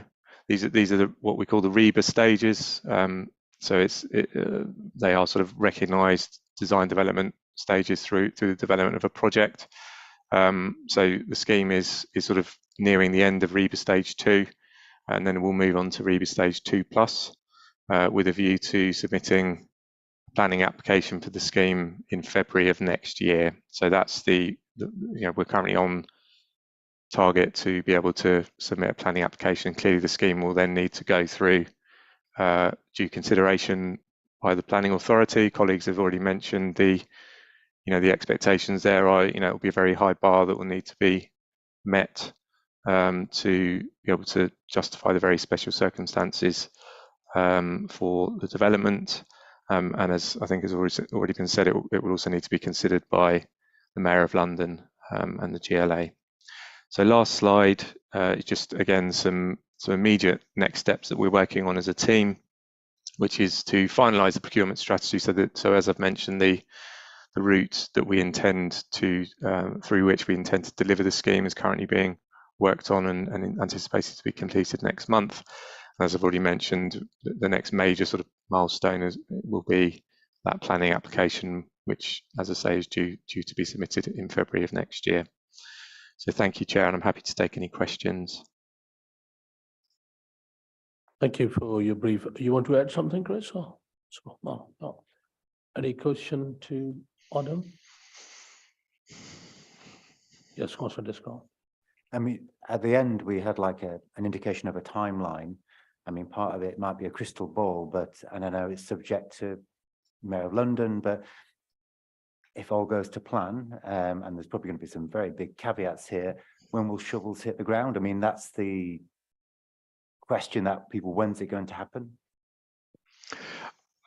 I'm happy to come back on that, Chair. Yeah, thank you. Go on. I think we are currently, and again, I think, thank you for helping me with the crystal ball element of the question. You know, clearly there are, you know, the further down the line we project, the more, you know, uncertain there is. Clearly, we would hope that we will have a smooth planning process through to approval and find a contractor who's able to build a new leisure centre for us, and that will require a procurement process, etc. So everything is you know, has some degree of risk. However, I think the slide, you may have missed it because I whizzed over it fairly quickly. We are projecting at the moment to have the new centre open by Q1 2027. So on the basis of it being probably a 2-year build programme, we would hope to see work starting. I think the ambitious target would be at some point over the course of next year, subject to getting through planning, and then, you know, with work starting, you know, with real momentum into 2025. As I say, on the basis of a approximately 2-year building programme. Thank you, Adam. Councillor Munro, would you like to add something? Yeah, as Adam says, we're trying to get on the ground as quickly as possible. And we've also committed to building the leisure centre first. So there will be the leisure centre built, and then there will be some enabling development, but it will be the leisure centre that gets built first. And then we will do any enabling development, which helps to pay for some of the cost, but not all of it, to help us manage the budget. So that's the commitment we gave at Cabinet, and that's what we're sticking to. Thank you, Councillor Munro. Councillor Ball? Yeah, I welcome the commitment to open the leisure centre first, because certainly there are many residents who are absolutely desperate to be able to swim in the new pool.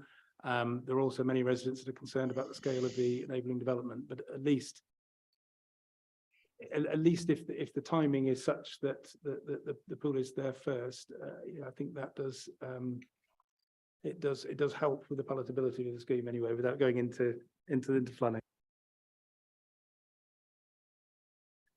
Right.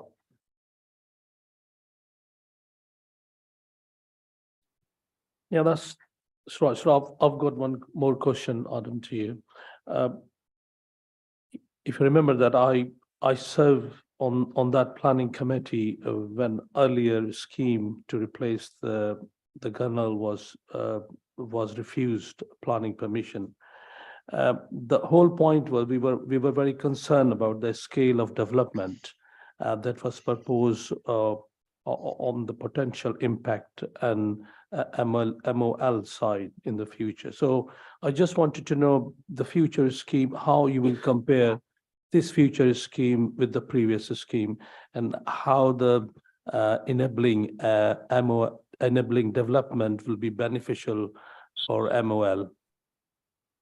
Yes, thank you, Chair. So just to give you some context, and I think a number of members of the committee may have been on that planning committee, which was back in April 2021. But just for context, there was previously a scheme which was being developed in partnership with a developer, which was, as Chair has rightly said, was refused permission back in April 21. That scheme, to give us sort of a comparison, that scheme had something in the order of 600 units within it across 6 blocks, which went up to 17 stories in height. So it was a, it was a very, it was clearly a taller and much denser scheme than what is currently being developed. I mean, I think in the defence of that scheme, much as clearly it's now in the past, I think it was very much again, and I think it's Councillor Mamrose said, the ambition was to try and was always to try and enable the leisure centre really, and to try and generate as much capital funding as possible to support, to minimise the burden on the council or other sources of money to replace it. So that was I think the driver behind that scheme. This new scheme is approximately 1/3 of the size of that scheme in terms of the residential element of it. So as I've mentioned, it's around 200 units proposed compared to 600 units from that previous scheme, and it's 6 to 10 stories in height proposed as opposed to 15 to 17 stories in height. So again, approximately half the height of that previous scheme. Hopefully that helps put it in context, Chair. Thank you, Adam. If there is any other question from members, I will come back. I've got my hand up, Chair. Sorry, Ray Wall, yeah. So only to say I wouldn't want this committee to start talking about planning issues going forward in terms of having anything to do with the debate regarding what Adam's just mentioned. Helpful that you've mentioned it, Adam, but I think that's about all we can talk about in terms of planning. Thank you, Constable. Well made point.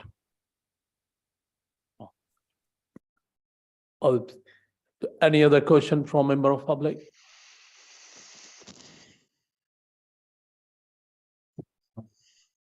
Thank you very much. I actually want to talk both about this and follow up from what Councillor Wall said about whether this is actually how relevant this is to the work of this committee here, which I will be criticised for being a bit grumpy, but this committee is here to look at the strategic land use plan for the borough for the next number of years. And it should be dealing, I would suggest, with major issues such as the growth of the population. We heard today from Mr. Bunting, the population of the borough is going to rise from 300 to 400,000 in 20 years. We've got major issues, and my concern is that we're straying down other areas, as Councillor Wall said, about individual projects which really aren't the subject of the local plan. And I'd just like to request, please, that we try and focus much more on some of the really big issues, such as housing need, the impact perhaps of HS2, climate change, which are major borough-wide land use issues, and not get too much focused perhaps on the regional, the Lido or the regional park. And let's stick to the big questions, which is really what this committee is doing. And it's an important job you should be doing. And let's stick to it. Thank you. Thank you for asking that question. Steve, would you like to come back on that? Yes, please. I mean, clearly, obviously, green infrastructure is very, very important. It's a very important component of the local plan. As I think I've explained in previous meetings, in the mailbag of responses we got at Reg 18, the top subject was around Greenbelt MOL. So I think it's right and proper that this committee is scrutinising officers' proposals, plans, and is reviewing those and providing a steer to us in terms of what we put in the final iteration of the plan for Reg 19. And that, together with the feedback that we've got from the local community and from the stakeholders, is really important. And some of the projects that have been outlined have been the subject, again, of enormous mailbags in terms of individual site allocations. Gurnell, which we just talked about, is a site allocation, the local plan. So it's important intrinsically in its own right, but it also, as was explained, is meeting a number of very important social and economic objectives in the borough. You okay? And similarly, the proposals that my colleague Chris has outlined, again, are game-changing in terms of the aspirations the authority has for delivering on a whole range of social, economic and environmental objectives. So I just frankly don't accept that comment. The committee is not engaged in work that is not significant and is not highly important.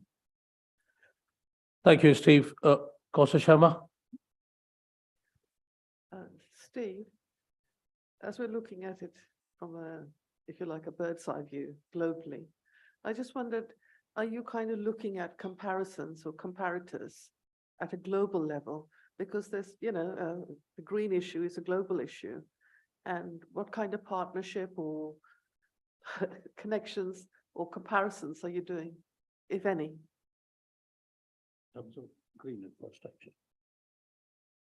Well, I think the whole agenda around climate action was highlighted by Chris earlier. And of course, our last meeting, if you recall, was all around climate action and meeting some very challenging, very ambitious targets. Unlike the government, I think the council is maintaining its bold ambitions of intent and statements of intent to follow through on setting some challenging targets for new development. And I think, you know, as has been explained by Chris, there is a growing population in the borough. There is going to be more development. So we are fortunate that we live in a very green borough with plenty of green and open spaces. We obviously want to improve the accessibility and the quality of those spaces, which means also providing a wider range of recreational and leisure facilities. So I think this is all, you know, at the heart of the strategy to tackle some of those issues that you are rightly referring to. Thank you, Steve. Now we are on second last item. Can I introduce Juliet MacDonald, Secretary of Friends of Friars Garden, who will present a proposal of designated Friars Garden, St. Dustin Gardens, and Friars Place Green as a local green space. Thank you for coming, Juliet MacDonald. Go ahead, please. Good evening, and thank you very much for giving me the opportunity to speak this evening. I sit here as the co-founder of Friends of Friars Gardens, which in 2016, with the support of the former Central Acton Ward Forum, won £45,000 to transform Friars Gardens, formerly a dog park, into a community green and multi-use space in Ealing Council's Transform Your Space scheme. Our project was celebrated in the October 2018 issue of Around Ealing. In 2021, we were part of Ealing's entry for London in Bloom, helping to secure a coveted gold award. The parks manager, Chris Welsh, described our garden to the judges as our flagship community project. For those of you who don't know our park, Friars Gardens is in the northern part of Central Acton. It is a leafy triangular green that has been a much-loved park for almost 100 years. It is the smaller of two public open spaces under the same land registry title, the other called St. Dunstan's Gardens. In a quirk of conveyancing, both of these greens have a registered proprietor, a developer known as Forward Realty, but are maintained by the council in a 1924 agreement. Just north of here is another triangular space known as Friars Place Green, which is common land that was registered to the council in 1968. Please, if everyone could take a look at the handout or refer to the map in the agenda pack. If you consider the aerial view, it's obvious that these were laid out as a trio and should be treated collectively, giving a distinct character to the area.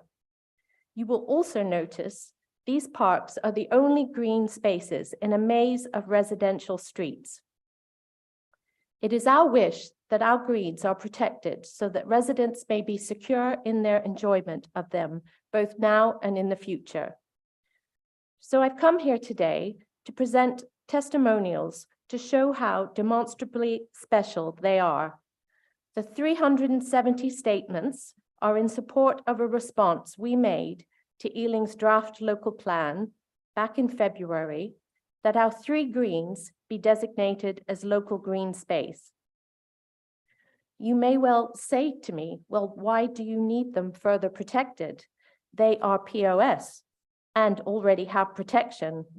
But our feeling is that this is not enough.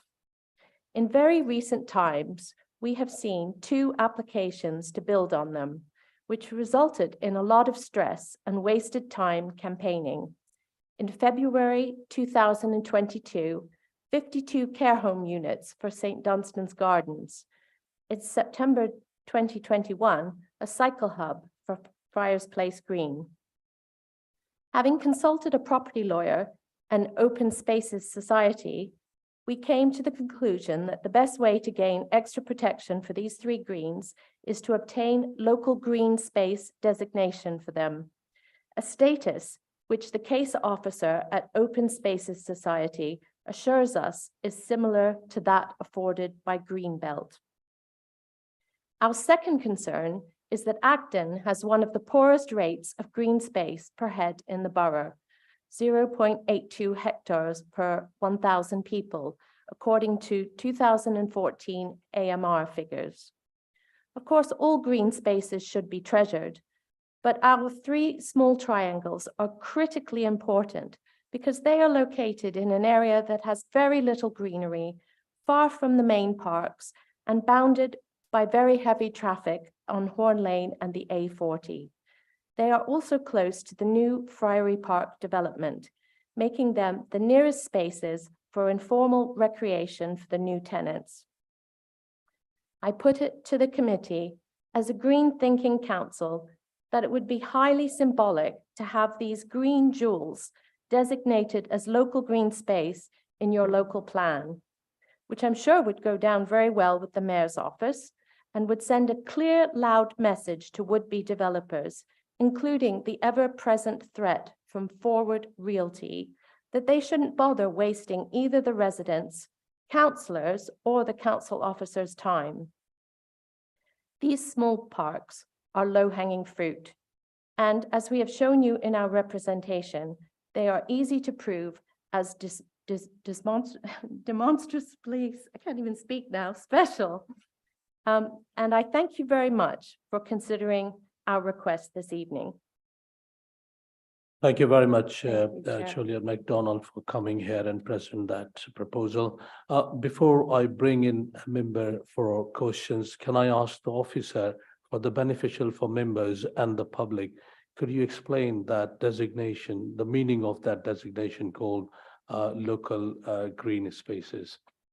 Yeah, thank you, Chair. I mean, just to also say that the copy of the representation that Juliet referred to is attached at the end of your papers, together with a leaflet which includes an aerial sort of location map.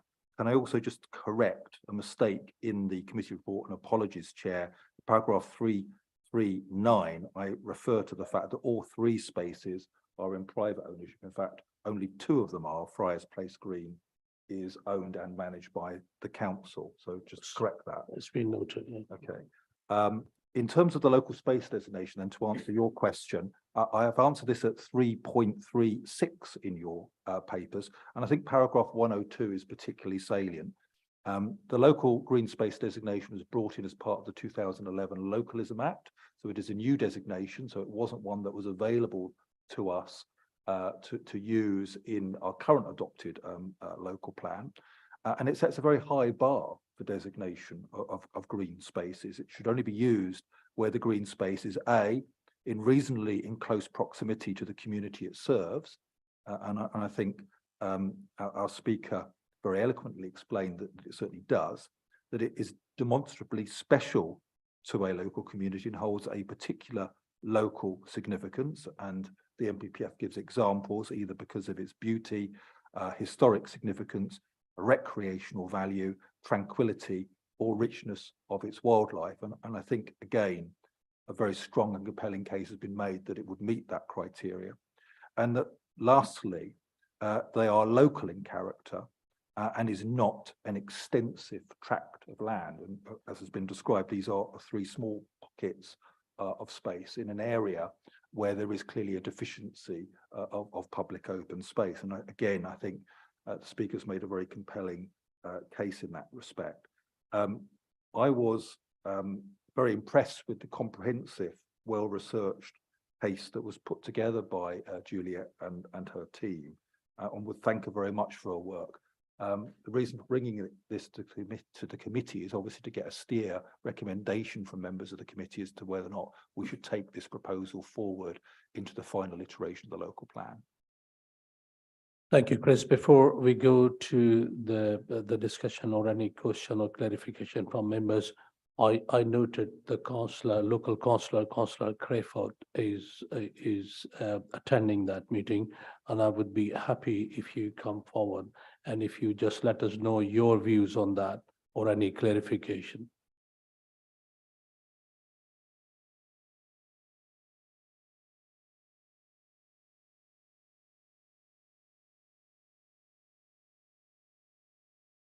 Have I got the right one now? Okay, thank you.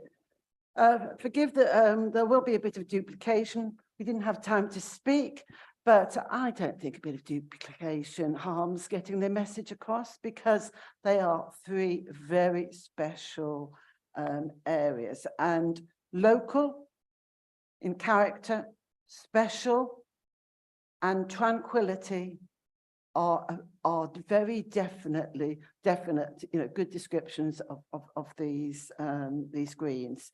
So firstly, I would like to pay tribute to Juliet and all her supporters, her neighbours. They've done brilliant work in keeping these cherished community assets for the current residents, and they also maintain them. They've done some brilliant work. I believe that my constituents present a compelling case to list these green spaces, and doing so would not only be a progressive act of localism in accordance with the powers afforded to the council through the local plan process, but also consistent with the council's environmental policies enshrined within the council plan, which we discussed on Tuesday's council meeting. These greens clustered around a very close-knit community, a quiet, close-knit community, and as well as having historical merit, they prove their worth as a place for relaxation, contemplation, and brief moments of normality during the pandemic that challenged us all and showed us in the community how vital the greens are. All 3 greens have been the focus of community action very recently, and we are trying to encourage volunteering. Here's a brilliant example. Well done, Julia. In September,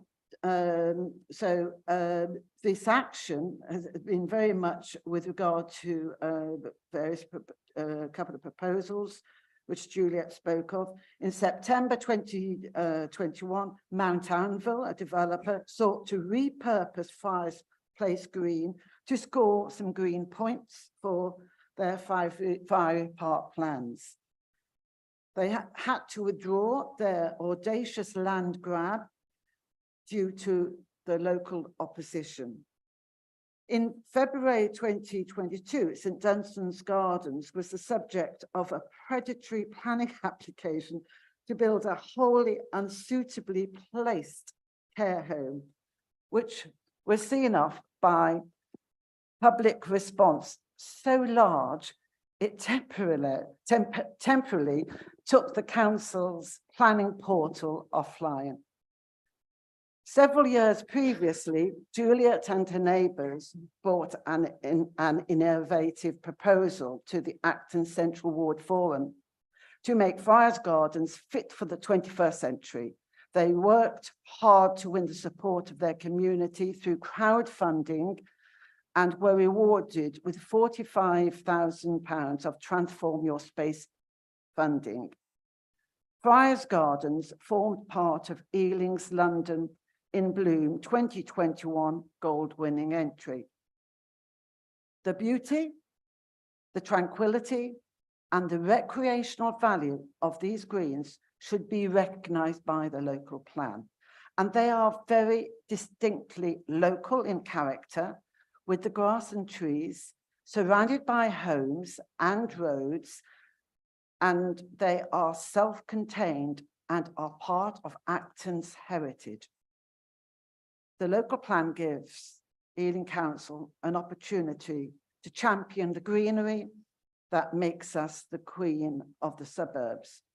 Now, with an increasing population, which was gentleman spoke of, more high density development, which has honestly very little amenity space. Some are fortunate to have balconies and maybe a small play space for the children. These surrounding, in the surrounding areas, these three greens offer precious green spaces, not only for our established residents, but for the newcomers in surrounding developments which are being built now and are most definitely in the pipeline. I hope the panel will join me in showing how much we as a council value St Dunstan's Gardens, Friars Gardens and Friars Place Green by endorsing the proposal to designate them as local green spaces. Thank you for your patience.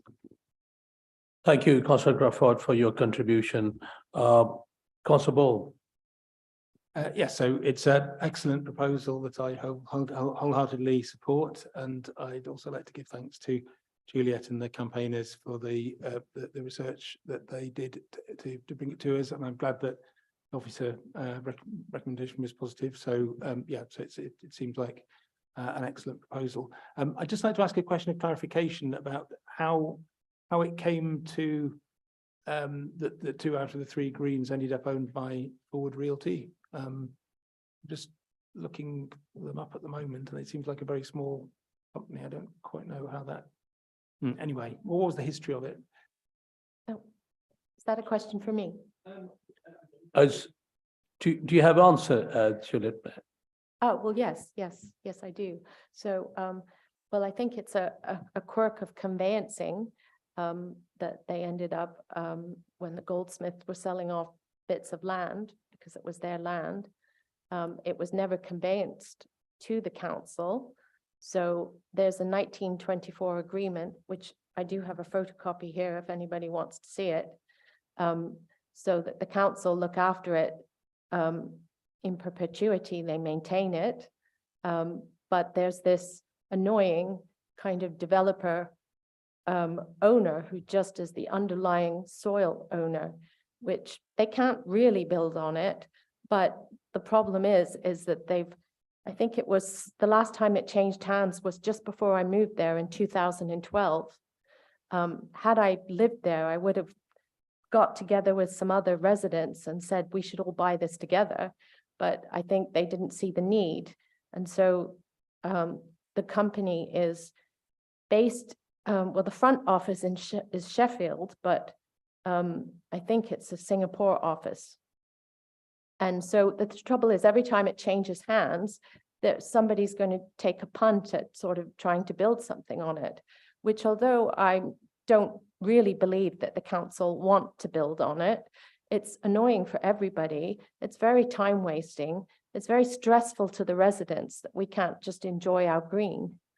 And then the third green, well, it's a common land, a town green, but it was laid out in 1911 around the same time by the goldsmiths. So they have the same characteristic.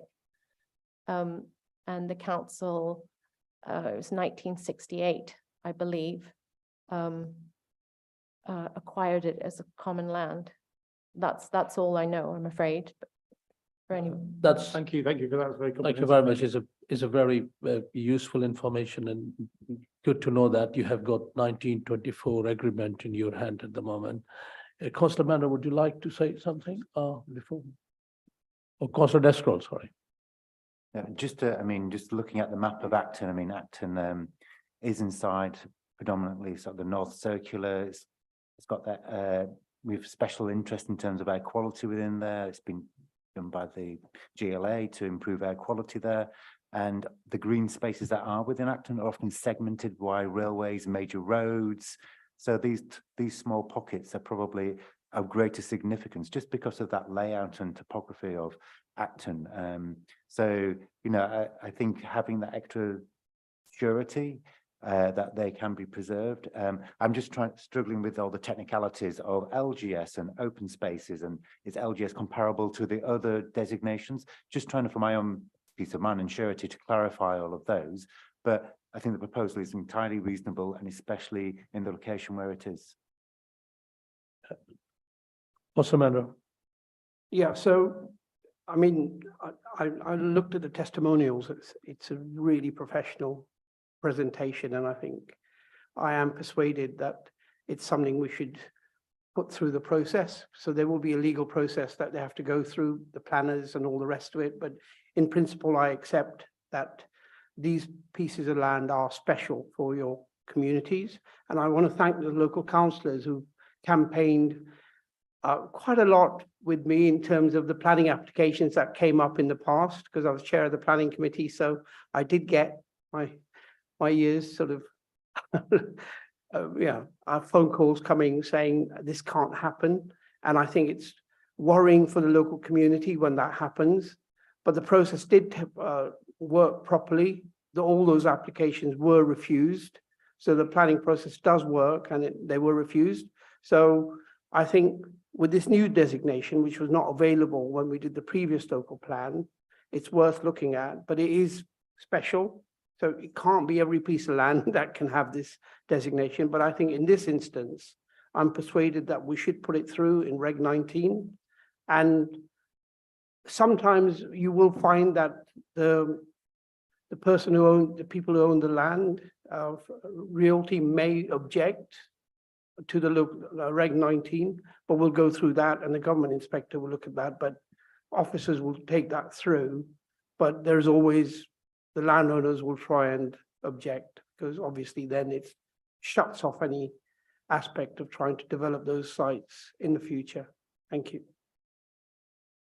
Thank you, Councillor Manor. Now, this is a novel suggestion, and now I am just asking the member of the committee whether they would like to approve and recommend that designated area in Acton as a local green spaces. Thank you very much. If the committees agree, could Steve, could you tell us what is the next step forward on that? Yes, so designation will be done through the local plan making process. So now with your support and recommendation via the cabinet portfolio holder, we will obviously include this proposal in the final iteration of the local plan Reg 19, and we'll obviously be required to consult on that.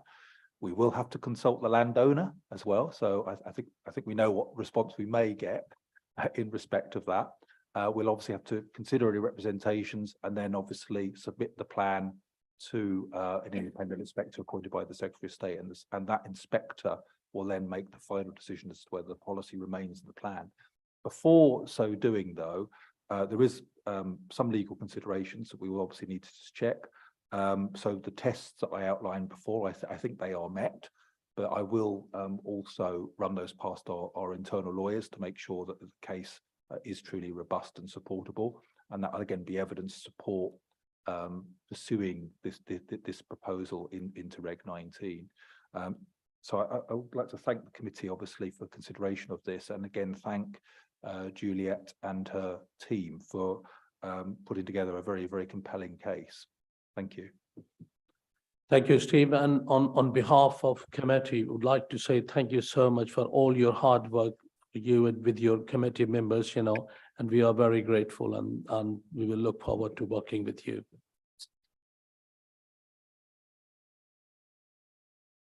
Can I just say thank you, everybody, for listening? And I'm just delighted that and I would like to invite you all to come and visit anytime you want to and see how wonderful Espalier apple trees had lots of fruit this year. So thank you.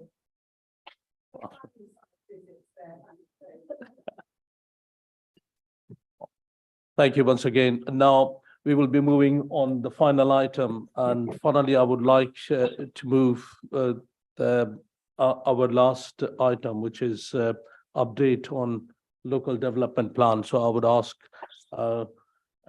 Steve, could you just update us quickly where we are at? Yep, so very quickly, as I reported at the last committee, a summary of the Reg 18 local plan consultation, which closed in February, has now been published. That document provides some quantitative statistics from the consultation, highlighting who we engage with, where and how. A more detailed report with representations and officer feedback will be published later on in the year, early next year. At the same time that we published that document, we also published another paper which sought to address some of the major concerns that were raised during the Reg 18 consultation, answering some of the key questions and concerns that were raised in the consultation, including on some of the matters that we've been discussing tonight. We've also concluded the additional Reg 18 public and stakeholder consultation on additional site allocations, additional pitches, for Gypsy and Travellers. That closed on August the 16th. I can announce the council received more than 1,400 representations, and officers are now assessing those before deciding on next steps, and I will provide a more detailed update on some of the issues raised at your next meeting. The next meeting is scheduled for the 15th of November, and the main theme will be housing, and officers will agree the precise agenda with you, Chair, in the same way we did this. And finally, I just wanted to also just make a bit of an announcement, because I'm very pleased to say that joining the council in early November is Jennifer Peters, currently the Chief Planning Officer at Tower Hamlets, but previously, perhaps many of you will have remembered her in that role, the former head of the London Plan team, and therefore leading the team that was responsible for getting the published local London Plan through the MINSA. So really delighted that we're going to have somebody of her expertise and talent joining. And for once in my career, I'll have an AD who's actually a specialist in spatial planning and plan making. So that will be a novel experience for me. Back to you, Chair. Yeah. Any question? So I'm asking a question from the members, and then I will come back to the public here. No question, yeah. But please go ahead. Thank you very much. I'd just like to ask a question of Mr. Barton about what he's just said, and to clarify that the full report, which Mr. Barton has promised for 8 months on the consultation, that is including all the views of the people, the thousands of people and the community groups who contributed to that consultation, that full report, Mr. Barton says, is to be delivered sometime later in the year or early next year. What Mr. Barton has not told you is that it is going to be delivered at the same time as the Regulation 19 document and presentation. That's correct, isn't it, Mr. Barton? That means that the promise that you've made that there will be an opportunity for people to read what was in that full consultation, what people's views were, and also what the councillors, or not the councillors, the officers had to say about that. All that has now been buried. You have buried the report, which was supposed to be presented in July. And I would like to ask, on behalf of Cap the Towers and Acton, for whom I'm speaking, and people are very concerned about this, I would like to ask why that has happened. Right. Thank you for asking that. Could you turn off the mic and I will ask Mr. Burton to reply your question. Thank you very much, Chair. Steve. Can I say that I have corresponded with the gentleman earlier this week on these matters and provided comprehensive answers. In summary, firstly, the procedures are that the full consultation statement is indeed published alongside the Reg 19 document. That will be happening. And alongside that will be the officers' responses to the representations we received and what changes are likely to be recommended to the council in terms of the final iteration of the local plan. So all of that will be fully transparent, will be in the public domain, will be shared. That work is still progressing. We received 13,500 representations at Reg 18. We've now received another 1,400 representations at the Reg 18 that we did on Gypsy and Travellers. So I think, you know, we need to be very clear. Officers have a duty to read, to consider and reflect on all those representations. And I think given the volume of representations, I think it's not unreasonable that, you know, we take the time that is needed to do so. But conscious of complaints that you and some of your colleagues have made about providing some interim feedback, we did provide some statistics and we did provide some commentary on some of the major issues of concern that arose in the Reg 18 consultation. The Mythbuster report that was published at the end of August. And that was because, you know, we're aware there is a gap between Reg 18 and Reg 19. But let me tell you, most local authorities preparing a local plan, the gap between Reg 18 and Reg 19 is usually very much more than 1 year. We're aiming to do this in record speed. So I do resent the accusation that officers are dragging their feet, or worse, trying to bury the details when we are fully committed and are required by the regulations to publish the report, and we will do. And to be helpful, we have published some interim findings. You've chosen to misrepresent the remarks that I made at the last LDAP meeting, and you know the minutes are very clear on page 35 of the order paper that, you know, I talked about publishing an interim report, and that's what we did. Thank you very much, Mr. Barton. May I ask a supplementary question, please? We are pressing time. By delaying, thank you, by delaying the full report on the consultation to the point where it is part of the Regulation 19, you effectively deny all the people who submitted their opinions to that consultation any chance to discuss these issues. There will be some sort of consultation, no doubt, following the Regulation 19, but the time will be extremely limited. And I reiterate, it is not what you promised. What you promised was a full report by July, and then you made the excuse that because there were so many objections, in fact, that it was not possible to do it in July. People accepted that, but now you're using exactly the same excuse that the officers haven't had the time to digest all this material. And I find it unacceptable, and I think other people find it unacceptable, that there will be no such opportunity. That's why I use the term burying the report, because there was an expectation. The committee knows very well that there was an expectation that there would be, that the people who responded to that consultation would be able to see what they had said, what all the other people had said, and that there would be an opportunity for further discussion. That's what was promised, and it is not being honored. Thank you so much. I understand and I appreciate your concern about that point. Councillor Burton, could you clarify that? And I'm happy to meet and with my colleagues and address your concern whenever we could organize the meeting. But before we move on and close the meeting, Mr. Burton, would you clarify something? Well, I'm just to say, I think the allegation is absurd.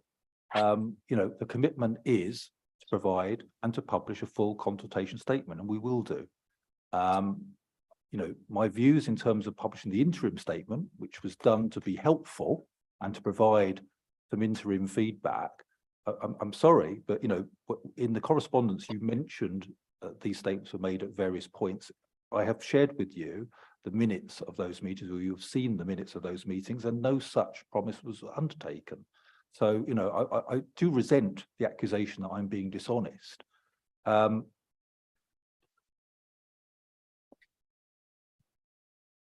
was going to say, there have been 2 meetings that I can recall with you and colleagues in Ealing Matters, and I understand a 3rd meeting has been arranged for just over 2 weeks' time on October the 6th, Chair. And I understand that you've also been invited. Thank you very much, and there will be another opportunity to address these issues. And so thank you so much, and your point has been noted, and we will address that. Yeah, so Constable, that's the last question. So yeah, on this issue, is it not the case that the amount of time for the council with all its resources to analyse the responses and come up with their full analyse the representations and come up with their full responses to them is very much greater than the amount of time that the residents with their lesser resources will have to see the information, the full details published with Reg 19 and then respond to the Reg 19 consultation. Steve? I'm not sure I understand the relevance of the question, in the sense that we are following the local plan making regulations to the letter of the law. We will meet all of the statutory requirements that are required to do. Failure to do so when we get to the examination stage would be a legal compliance issue. And therefore we would, risk the ire of the independent inspector appointed by the Secretary of State. So I'm certainly not going to take that risk.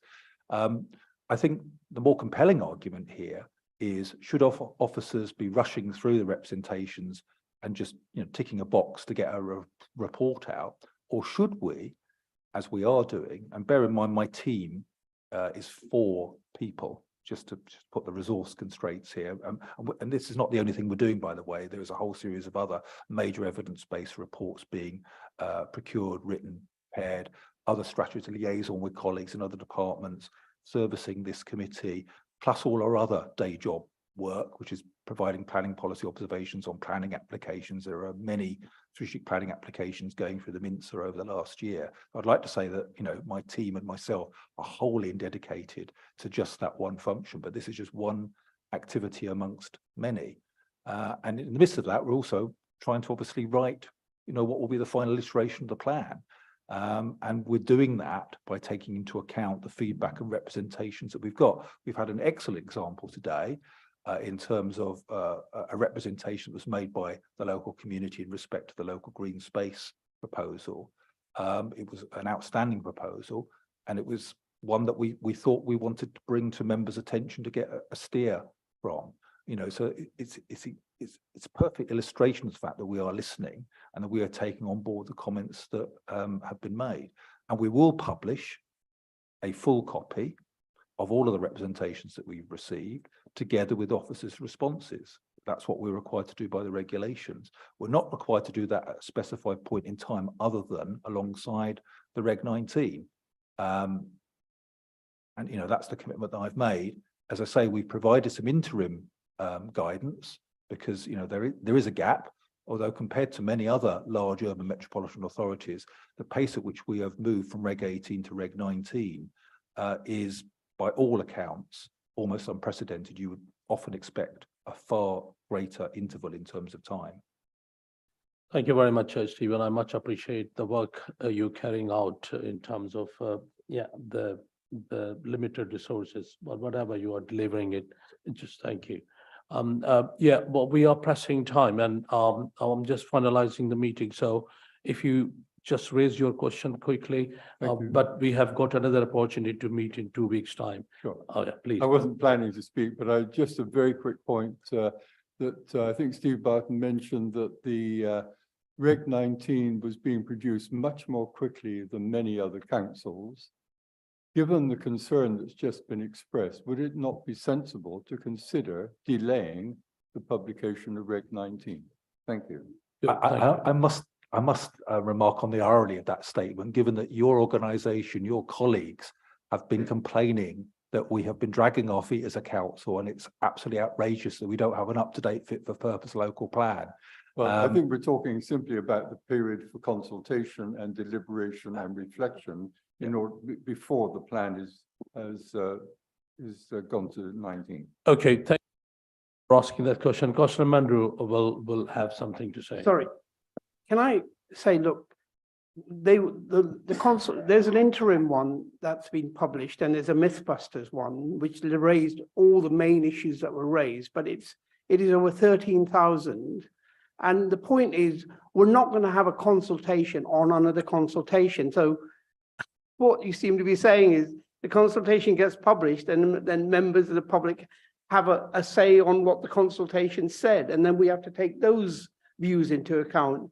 We're going to do it the proper way, which is publish it with Reg 19, so people are aware of what people said, and then they can see what changes have happened in the Reg 19 documentation to see where we've altered course. And then there'll be another consultation on the Reg 19 that you can actually then say you didn't take into account this, that, and the other. But we're not going to have a consultation on another consultation, if you see what I mean. And that's what you seem to be asking for. Thank you very much. And if so if there is no, it's all right. And thanks for asking question. And as I said to you, there will be more opportunity to meet and discuss on that. But on this point, I'm finishing that meeting, and I will be working with the officer to set the theme of the next meeting. Probably the housing is the chapter we need to cover that. But thanks very much for joining this evening, and meeting is finished now.